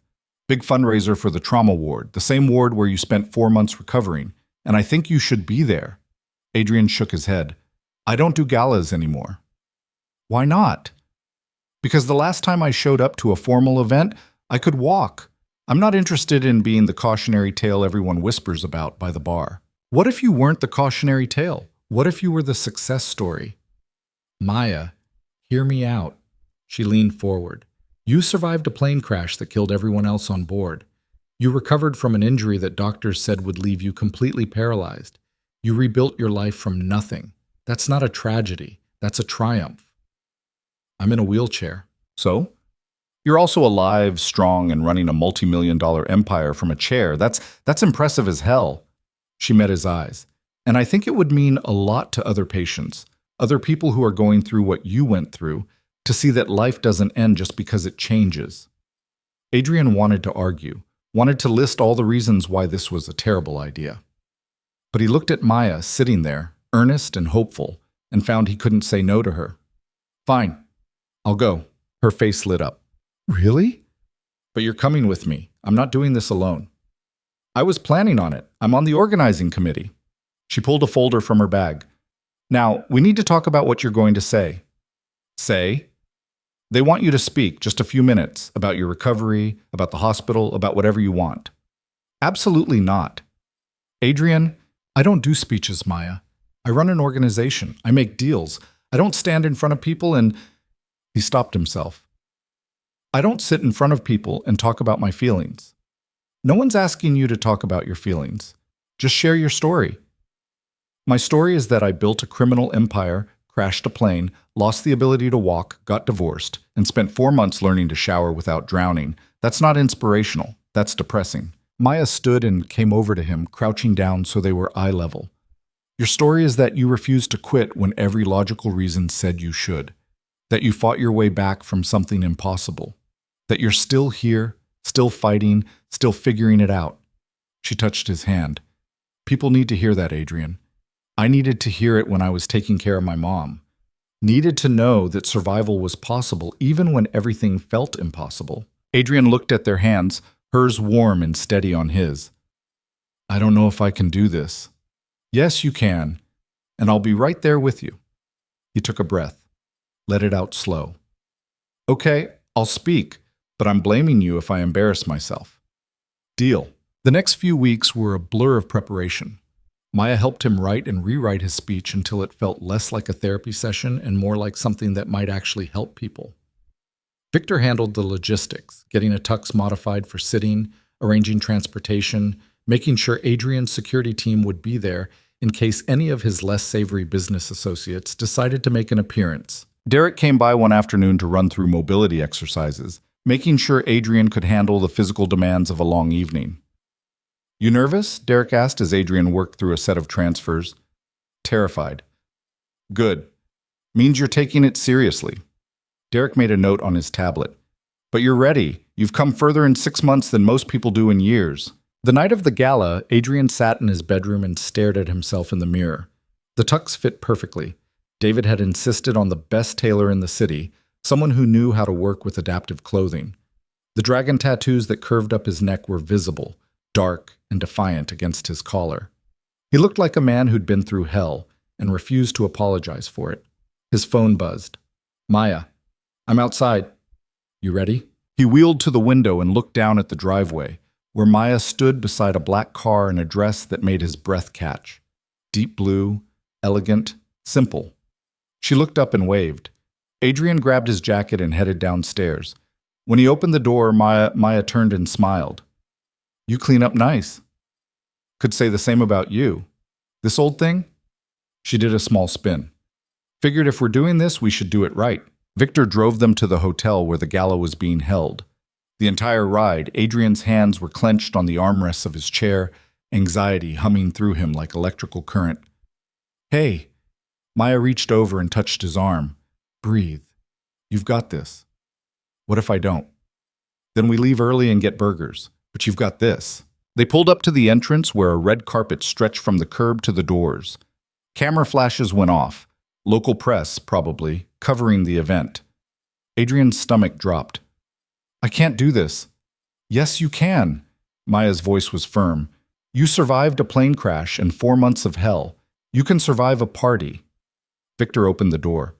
Adrian took a breath, unlocked his wheels, and rolled out onto the red carpet. The cameras exploded with light. He heard whispers. Is that Adrian Voss? I heard he was in a wheelchair now. Can't believe he showed up. Maya appeared beside him, her hand resting lightly on his shoulder. Not pushing his chair, not helping. Just there. Present. They moved through the crowd together, and Adrian kept his spine straight, his expression calm, even as his heart hammered against his ribs. Inside the ballroom was exactly what he expected. Crystal chandeliers, round tables with white linens, a stage at the front with a podium and microphone. 200 people in evening wear, all turning to look as he entered. Adrian! A woman in her 60s rushed over, Dr. Sarah Chen, the head of the trauma ward. I'm so glad you came. We weren't sure you'd accept the invitation. Maya convinced me. Well, remind me to thank her. Dr. Chen smiled warmly. Your table is up front.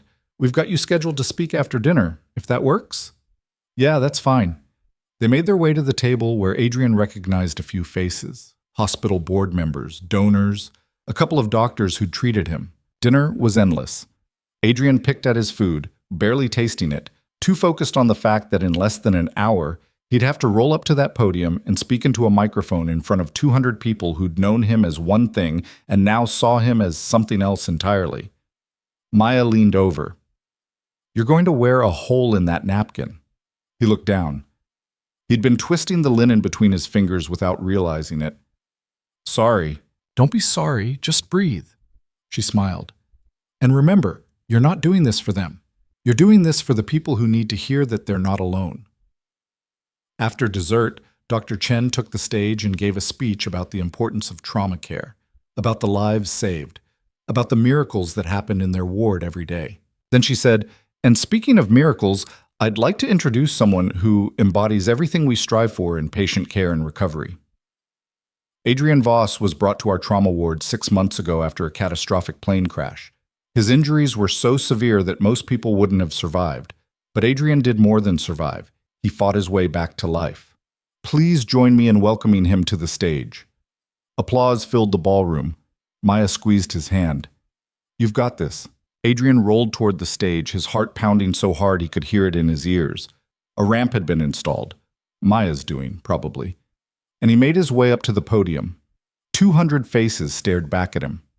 He gripped the edges of the podium and tried to remember the speech he'd practiced. His mind went blank. Then he caught Maya's eye. She nodded. Small and certain. And something in him settled. 6 months ago, Adrian began, his voice carrying through the room. I was someone who thought power and control were everything. I built an empire. I accumulated wealth. I believed that as long as I stayed strong, nothing could touch me. He paused, looking down at his chair. I was wrong. A plane crash took everything I thought defined me, my ability to walk, my marriage, my best friend. And for a long time, I believed I was finished, that the person I'd been was dead, and all that was left was this broken version I didn't recognize. The room was silent. But something happened during those 4 months in the hospital. I met people who refused to see me as broken, doctors who fought to save me, therapists who pushed me past what I thought were my limits, and a nurse, his eyes found Maya, who treated me like a human being instead of a tragedy. People turned to look at Maya, who'd gone slightly pink. They taught me that strength isn't about never falling down. It's about getting back up, even when you can't use your legs to do it, even when everything feels impossible. Adrian's voice grew stronger. And to anyone out there who's going through their own crash, whether it's physical, emotional, or something else, I want you to know this. You're not finished. You're not broken. You're just becoming someone new, and that person might surprise you. The applause was thunderous. Adrian rolled back from the podium, his hands shaking, his heart still racing. But when he reached the bottom of the ramp, Maya was there waiting. Told you, she said softly. You've got this. The rest of the evening passed in a blur of handshakes and congratulations. People Adrian hadn't spoken to in months came up to tell him how brave he was, how inspiring. He hated every second of it, but he smiled and thanked them because Maya had asked him to do this, and he'd never been able to say no to her. Later, when they finally escaped to the car, Adrian let his head fall back against the seat. That was exhausting. But you did it. Maya's smile was radiant. You really did it. Only because you were there. I'll always be there. The words hung in the air between them, heavier than they should have been, carrying weight neither of them had named yet. Victor drove them back to the estate. When they pulled into the driveway, Maya made no move to leave. Want to come in? Adrian asked. Yeah, I think I do. They went inside and Adrian poured them both drinks, whiskey for him, wine for her, and they sat in the living room that no longer felt quite so empty. Thank you, Adrian said after a while, for making me do that. You don't have to thank me. Yeah, I do. You've been pushing me since day one, making me see things I couldn't see on my own. He looked at her. Why? Why what? Why do you care so much? I was just another patient. You could have clocked out and forgotten about me. Maya set down her wine. You were never just another patient. From the first night we talked, I knew there was something different about you, something that refused to quit even when quitting would have been easier. She met his eyes. And maybe I needed that as much as you did, needed to remember that people can survive impossible things. Adrian wheeled closer. Maya, I'm not finished. She stood, moving to face him. These past few months, coming here, spending time with you, it's been the best part of my week. And I know that probably crosses some kind of professional line, but I don't care anymore. I care about you, Adrian, not as a patient, as a person. His heart was racing again, but this time it had nothing to do with fear. I care about you too. Good, she smiled, because I was really hoping you'd say that. She leaned down, and he reached up. And when their lips met, it felt like something that had been broken clicking back into place. When they finally pulled apart, Maya rested her forehead against his. "So what do we do now?" she asked. "I have absolutely no idea, but I'd like to figure it out with you." "Yeah," Maya said softly. "Me too." They stayed like that for a long time, her bent down, him reaching up, meeting somewhere in the middle. And for the first time since the crash, Adrian felt like he'd found something worth more than power or control or any empire he could build. He'd found someone who saw him, all of him, and stayed anyway. The morning after this gala, Adrian woke to find Maya asleep on his couch, still in her blue dress, one arm draped over the armrest. He watched her for a moment, the way her face looked peaceful in sleep, the slight rise and fall of her breathing, and something in his chest tightened in a way that had nothing to do with pain. She'd stayed, not because she had to, not because he'd asked, just because she wanted to. He wheeled quietly to the kitchen and started coffee, trying not to think too hard about what last night meant or what happened next. He'd built an entire empire on strategy and calculation, but this, whatever this was with Maya, felt like stepping off a cliff and hoping there was ground somewhere below. "You're up early." Maya appeared in the doorway, barefoot, her dress wrinkled. "What time is it?" 6:30. "Sorry, didn't mean to wake you." "You didn't. I'm a light sleeper." She came over and accepted the coffee he offered. "So, last night happened." "Yeah." "And you're panicking." Adrian looked at her. "How did you—" "Because you've got that look. The one you get when you're trying to figure out how to control something you can't control." She sat down at the table. "For the record, I'm not panicking, and I don't regret anything, but if you need time to process, I get it. I'm not panicking, I'm just—" He stopped. "Okay, I'm panicking a little. I haven't done this in a long time." "Done what? Dated someone? Cared about someone who isn't part of my organization or trying to use me for something?" Maya set down her coffee. "I'm not going to use you, Adrian, and I'm not going anywhere unless you want me to. I don't want you to." "Then we're good." She smiled. "Now drink your coffee and stop overthinking. We'll figure it out as we go." Over the next few months, they did exactly that. Maya started staying over more often, bringing pieces of herself into Adrian's house until it stopped feeling like a museum and started feeling like a home. Her books on his shelves, her favorite tea in his kitchen, her laughter in rooms that had been silent for too long. She was there when Adrian had bad days, when the phantom pain in his legs felt unbearable, when memories of the crash crept in at night, when he felt the weight of everything he'd lost pressing down on him until he couldn't breathe. And she was there for the good days too. When he managed a new exercise milestone, when a business deal went right, when they stayed up until 3 a.m. talking about nothing and everything. Victor noticed the change immediately. "Boss, I gotta say, you're different lately." Adrian looked up from the paperwork he'd been reviewing. "Different how?" "I don't know. Less angry, maybe? Like you're not carrying around a grenade waiting to explode." Victor leaned against the desk. "It's good. Whatever you're doing, keep doing it." What Adrian was doing was rebuilding his life from the ground up, piece by piece.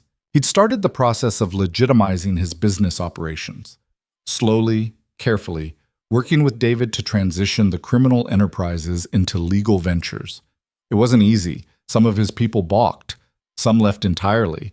But others saw the vision, a future where they didn't have to look over their shoulders constantly. "You're really doing this," Chenwei said during one meeting. "Going straight. Not entirely, but mostly." Adrian looked around the table at his remaining lieutenants. "I spent 10 years building something that almost killed me. Time to build something that won't." The transition took months. Adrian sold off the drug operations to competitors who could handle the heat, restructured the shipping business to focus on legitimate imports, converted money laundering fronts into actual profitable companies. It meant taking losses. It meant admitting that the empire he'd built was fundamentally unsustainable, but it also meant sleeping better at night. One evening, about 5 months after the gala, Maya found him in his office staring at financial reports. "You okay?" "Just thinking about how much money I'm about to lose making everything legal." "Is it worth it?" Adrian looked at her. "Yeah, it is." She came around the desk and kissed him. "Good answer." The legitimization process attracted attention Adrian hadn't anticipated. Not from law enforcement, they were too busy celebrating one less criminal to prosecute, but from the business community. Investors who'd avoided him before suddenly saw potential. Partnerships materialized. Doors that had been closed opened. And with Maya's encouragement, Adrian started exploring something he'd never considered before. Philanthropy. "You've got resources," she said one night over dinner. "You survived something most people don't. Why not use that?" "Use it how?" "Help people who are going through what you went through. Spinal cord injury victims who can't afford proper care. Families who lost someone in accidents. Make something good come from all the bad." Adrian turned the idea over in his mind. A week later, he called David. "I want to set up a foundation, the Marcus Chen Memorial Fund. Focus on trauma recovery, spinal injury research, support for families affected by aviation accidents." That's actually a great idea, Adrian. How much are you thinking?" "Start with 10 million. We'll see where it goes from there." The foundation launched 3 months later with a quiet press conference that Adrian almost skipped. But Maya convinced him to show up, to talk about Marcus, to explain why this mattered. Standing in front of cameras again, sitting in front of them, technically, was still uncomfortable. But this time, Adrian wasn't talking about power or control. He was talking about legacy, about making sure Marcus's death meant something. "My best friend died in that crash," Adrian said, his voice steady. "He was a good man who deserved better than what happened. I can't bring him back, but I can make sure other people get the second chance I got. That's what this foundation is about." The coverage was overwhelmingly positive. Donations poured in. Other crash survivors reached out, sharing their stories, asking for help. And for the first time in his life, Adrian felt like he was building something that mattered beyond profit and power. But not everything was smooth. 6 months into his relationship with Maya, Ilara resurfaced. Adrian was at a coffee shop near his office when she walked in. Blonde hair perfectly styled, designer clothes that screamed money she probably didn't have anymore. She spotted him immediately, and something flickered across her face before she plastered on a smile. "Adrian, what a surprise." "Ilara." He kept his voice neutral. "Didn't expect to see you here." "I was in the neighborhood." She gestured to the empty chair at his table. "Mind if I sit?" Every instinct told him to say no, but curiosity won out. "Go ahead." She sat, crossing her legs, looking anywhere but at his wheelchair. "You look good," she said finally. "Better than I expected." "Did you expect me to look broken?" "I expected—" She stopped herself. "I don't know what I expected." They sat in uncomfortable silence. "How's Richard?" Adrian asked, unable to resist. Ilara's expression soured. "We're not together anymore." "That was fast." Turns out he wasn't as wealthy as he claimed, or as interested in a long-term relationship. She played with her coffee cup. "I made a mistake, Adrian, a lot of mistakes." "Yeah, you did." "I know I don't have any right to ask this, but—" She finally met his eyes. "Do you think there's any chance we could try again? Start over?" Adrian stared at her, trying to find some remnant of the feelings he'd once had. The love, the partnership, the belief that they were building something together. There was nothing there. Just the faint memory of pain and the absolute certainty that he'd dodged a bullet when she left. "No," he said quietly. "There's no chance." "Adrian, please.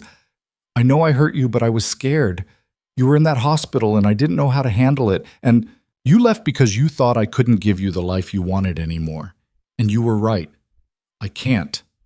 Adrian leaned forward. "But the thing is, Ilara, I don't want to. The life you wanted, the power, the status, the image, that's not who I am anymore. And honestly, I'm glad. You're with someone else." It wasn't a question. "Yeah, I am." "Is she—" Ilara glanced at the wheelchair. "Does she know about your situation?" "She was my nurse. So yeah, she knows everything." Adrian stood, or rather, positioned his chair to leave. "I hope you find what you're looking for, Ilara, but it's not with me, not anymore." He left her sitting there, and when he got to his car, he called Maya. "Hey, you busy?" "Never too busy for you. What's up?" "Just ran into my ex-wife. She wanted to get back together." Silence. "And?" Maya's voice was carefully neutral. "And I told her no." Because I'm with someone who actually wants me for who I am, not who I used to be. He could hear the smile in her voice. Good answer. Come home. I'll make dinner. Home had become wherever Maya was. Sometimes that was his estate. Sometimes it was her apartment, a cozy one-bedroom that she refused to give up even though Adrian had offered to let her move in permanently. I like having my own space, she'd said. Keeps us from getting sick of each other.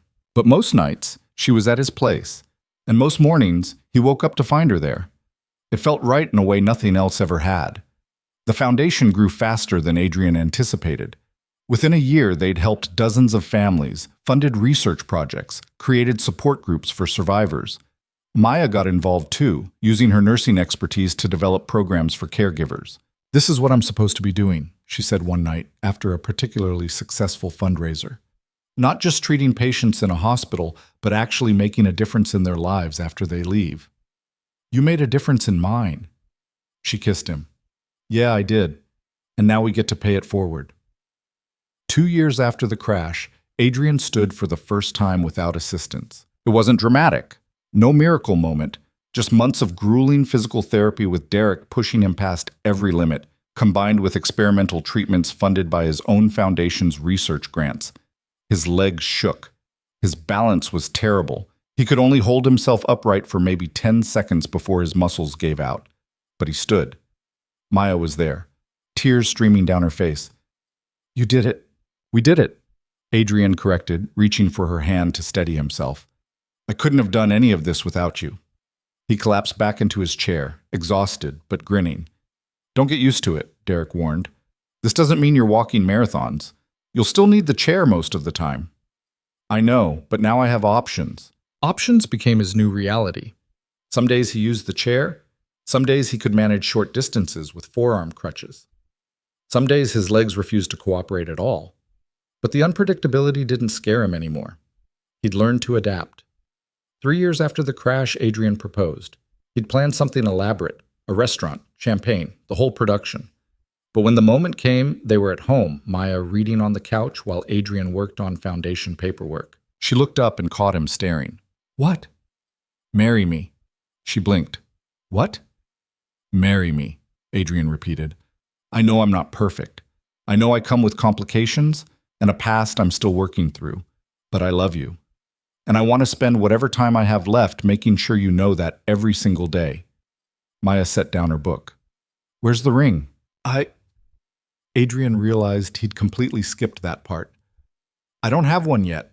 I was supposed to do this at a restaurant next week, but I couldn't wait, and she kissed him, cutting off his rambling. Yes, she said when they pulled apart. Obviously, yes. Even without a ring? We'll figure out the ring later. Right now, I just want to sit here with my fiancé and process the fact that you proposed in sweatpants. Adrian looked down at his clothes. I really screwed this up, didn't I? Nah, it's perfect. Very us. She settled back against him. Though for the record, I'm picking out my own ring. Your taste is questionable at best. They were married 6 months later in a small ceremony at the estate, with Victor as best man and Maya's sister as maid of honor. 50 people total. Friends, family. The people who'd stood by them through everything. Derek gave a toast about stubbornness and recovery. David talked about second chances. Chenwei promised to keep the organization running smoothly so Adrian could focus on his new life. And Maya's sister said, I've never seen my sister happier than she is with you, so don't screw this up or I'll make you regret it. Adrian laughed. Noted. When they danced, Adrian in his chair, Maya's arms around his neck, moving together in a way that felt more real than any traditional wedding dance. He looked around at the people who'd helped him become someone worth loving. What are you thinking? Maya asked. That I spent 10 years building the wrong thing, and it took losing everything to figure out what actually matters. Which is this, you, the people who stay when things get hard. He pulled her closer. I used to think strength was about never needing anyone. Turns out it's about knowing when to let people in. Look at you, getting all philosophical. Marriage makes me sappy. You should have been warned. 4 years after the crash, the foundation held its annual gala, the same event where Adrian had first spoken publicly about his recovery. But this time, he wasn't there to tell his own story. He was there to celebrate the 200 families they'd helped, the 3 research breakthroughs they'd funded, the support network that now spanned 12 states. And he was there to announce the next phase, the Marcus Chen Trauma Center, a state-of-the-art facility dedicated to spinal cord injury treatment and recovery. When I started this foundation, Adrian told the crowd, I did it because I wanted my friend's death to mean something. But what I learned is that it's not about death at all. It's about life. About giving people the resources and support to rebuild when everything falls apart. He paused, looking out at the audience, survivors, families, medical professionals, donors. I'm not going to stand here and tell you that recovery is easy or that everything works out perfectly, because it doesn't. Some days are hard, some days you want to quit. But the thing I've learned, the thing I want everyone in this room to know, is that you're not alone, and that makes all the difference. The applause was deafening. Afterward, a young man approached him, maybe 25, in a wheelchair similar to Adrian's. Mr. Voss, I just wanted to say thank you. I was in a motorcycle accident 2 years ago, and your foundation helped my family with medical bills and equipment. I don't know where we'd be without that support. Adrian shook his hand. How are you doing? Better. Some days are rough, but I'm figuring it out. And seeing you here, seeing what you've built, it helps. Makes me think maybe I can build something too. You can. And you will. Adrian meant it. Just remember, strength isn't about doing it alone. It's about accepting help when you need it and paying it forward when you can. The young man nodded, eyes bright with determination that Adrian recognized. He'd had that same look once, in a hospital room when a night shift nurse had refused to let him give up. When the gala ended, Adrian and Maya drove home in comfortable silence. She'd kicked off her heels in the car, feet tucked under her, playing with the wedding ring she still wasn't used to wearing. You did good tonight, she said. We did good.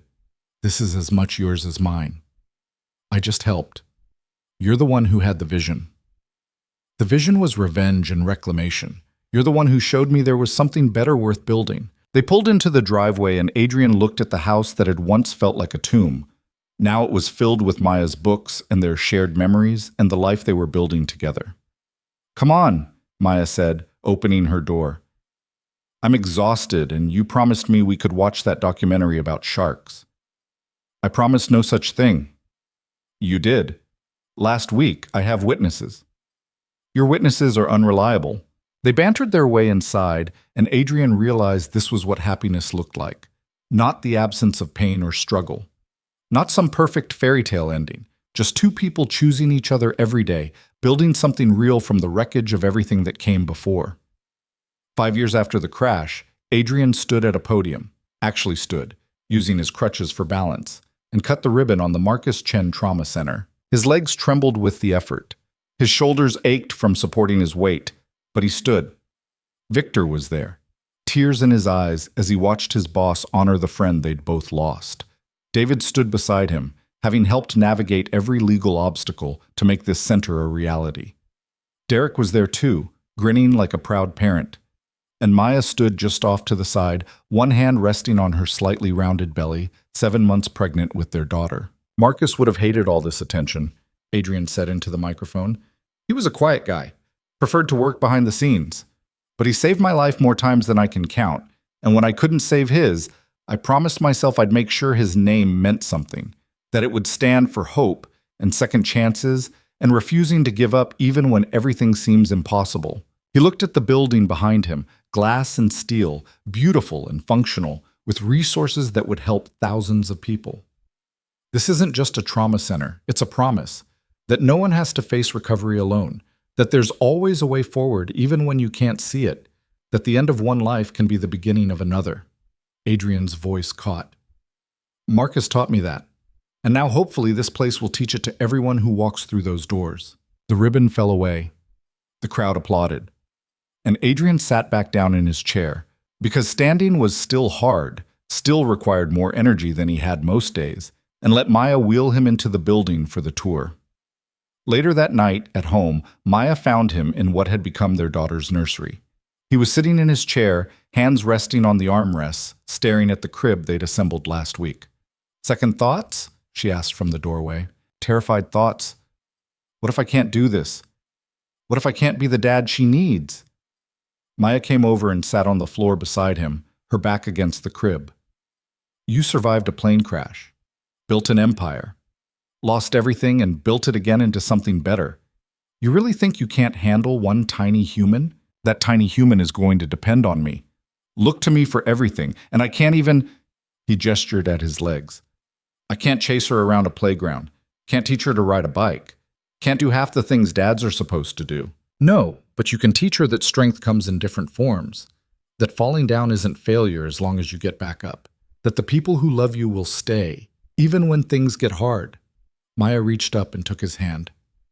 You'll teach her all the things that actually matter, Adrian. The rest is just details.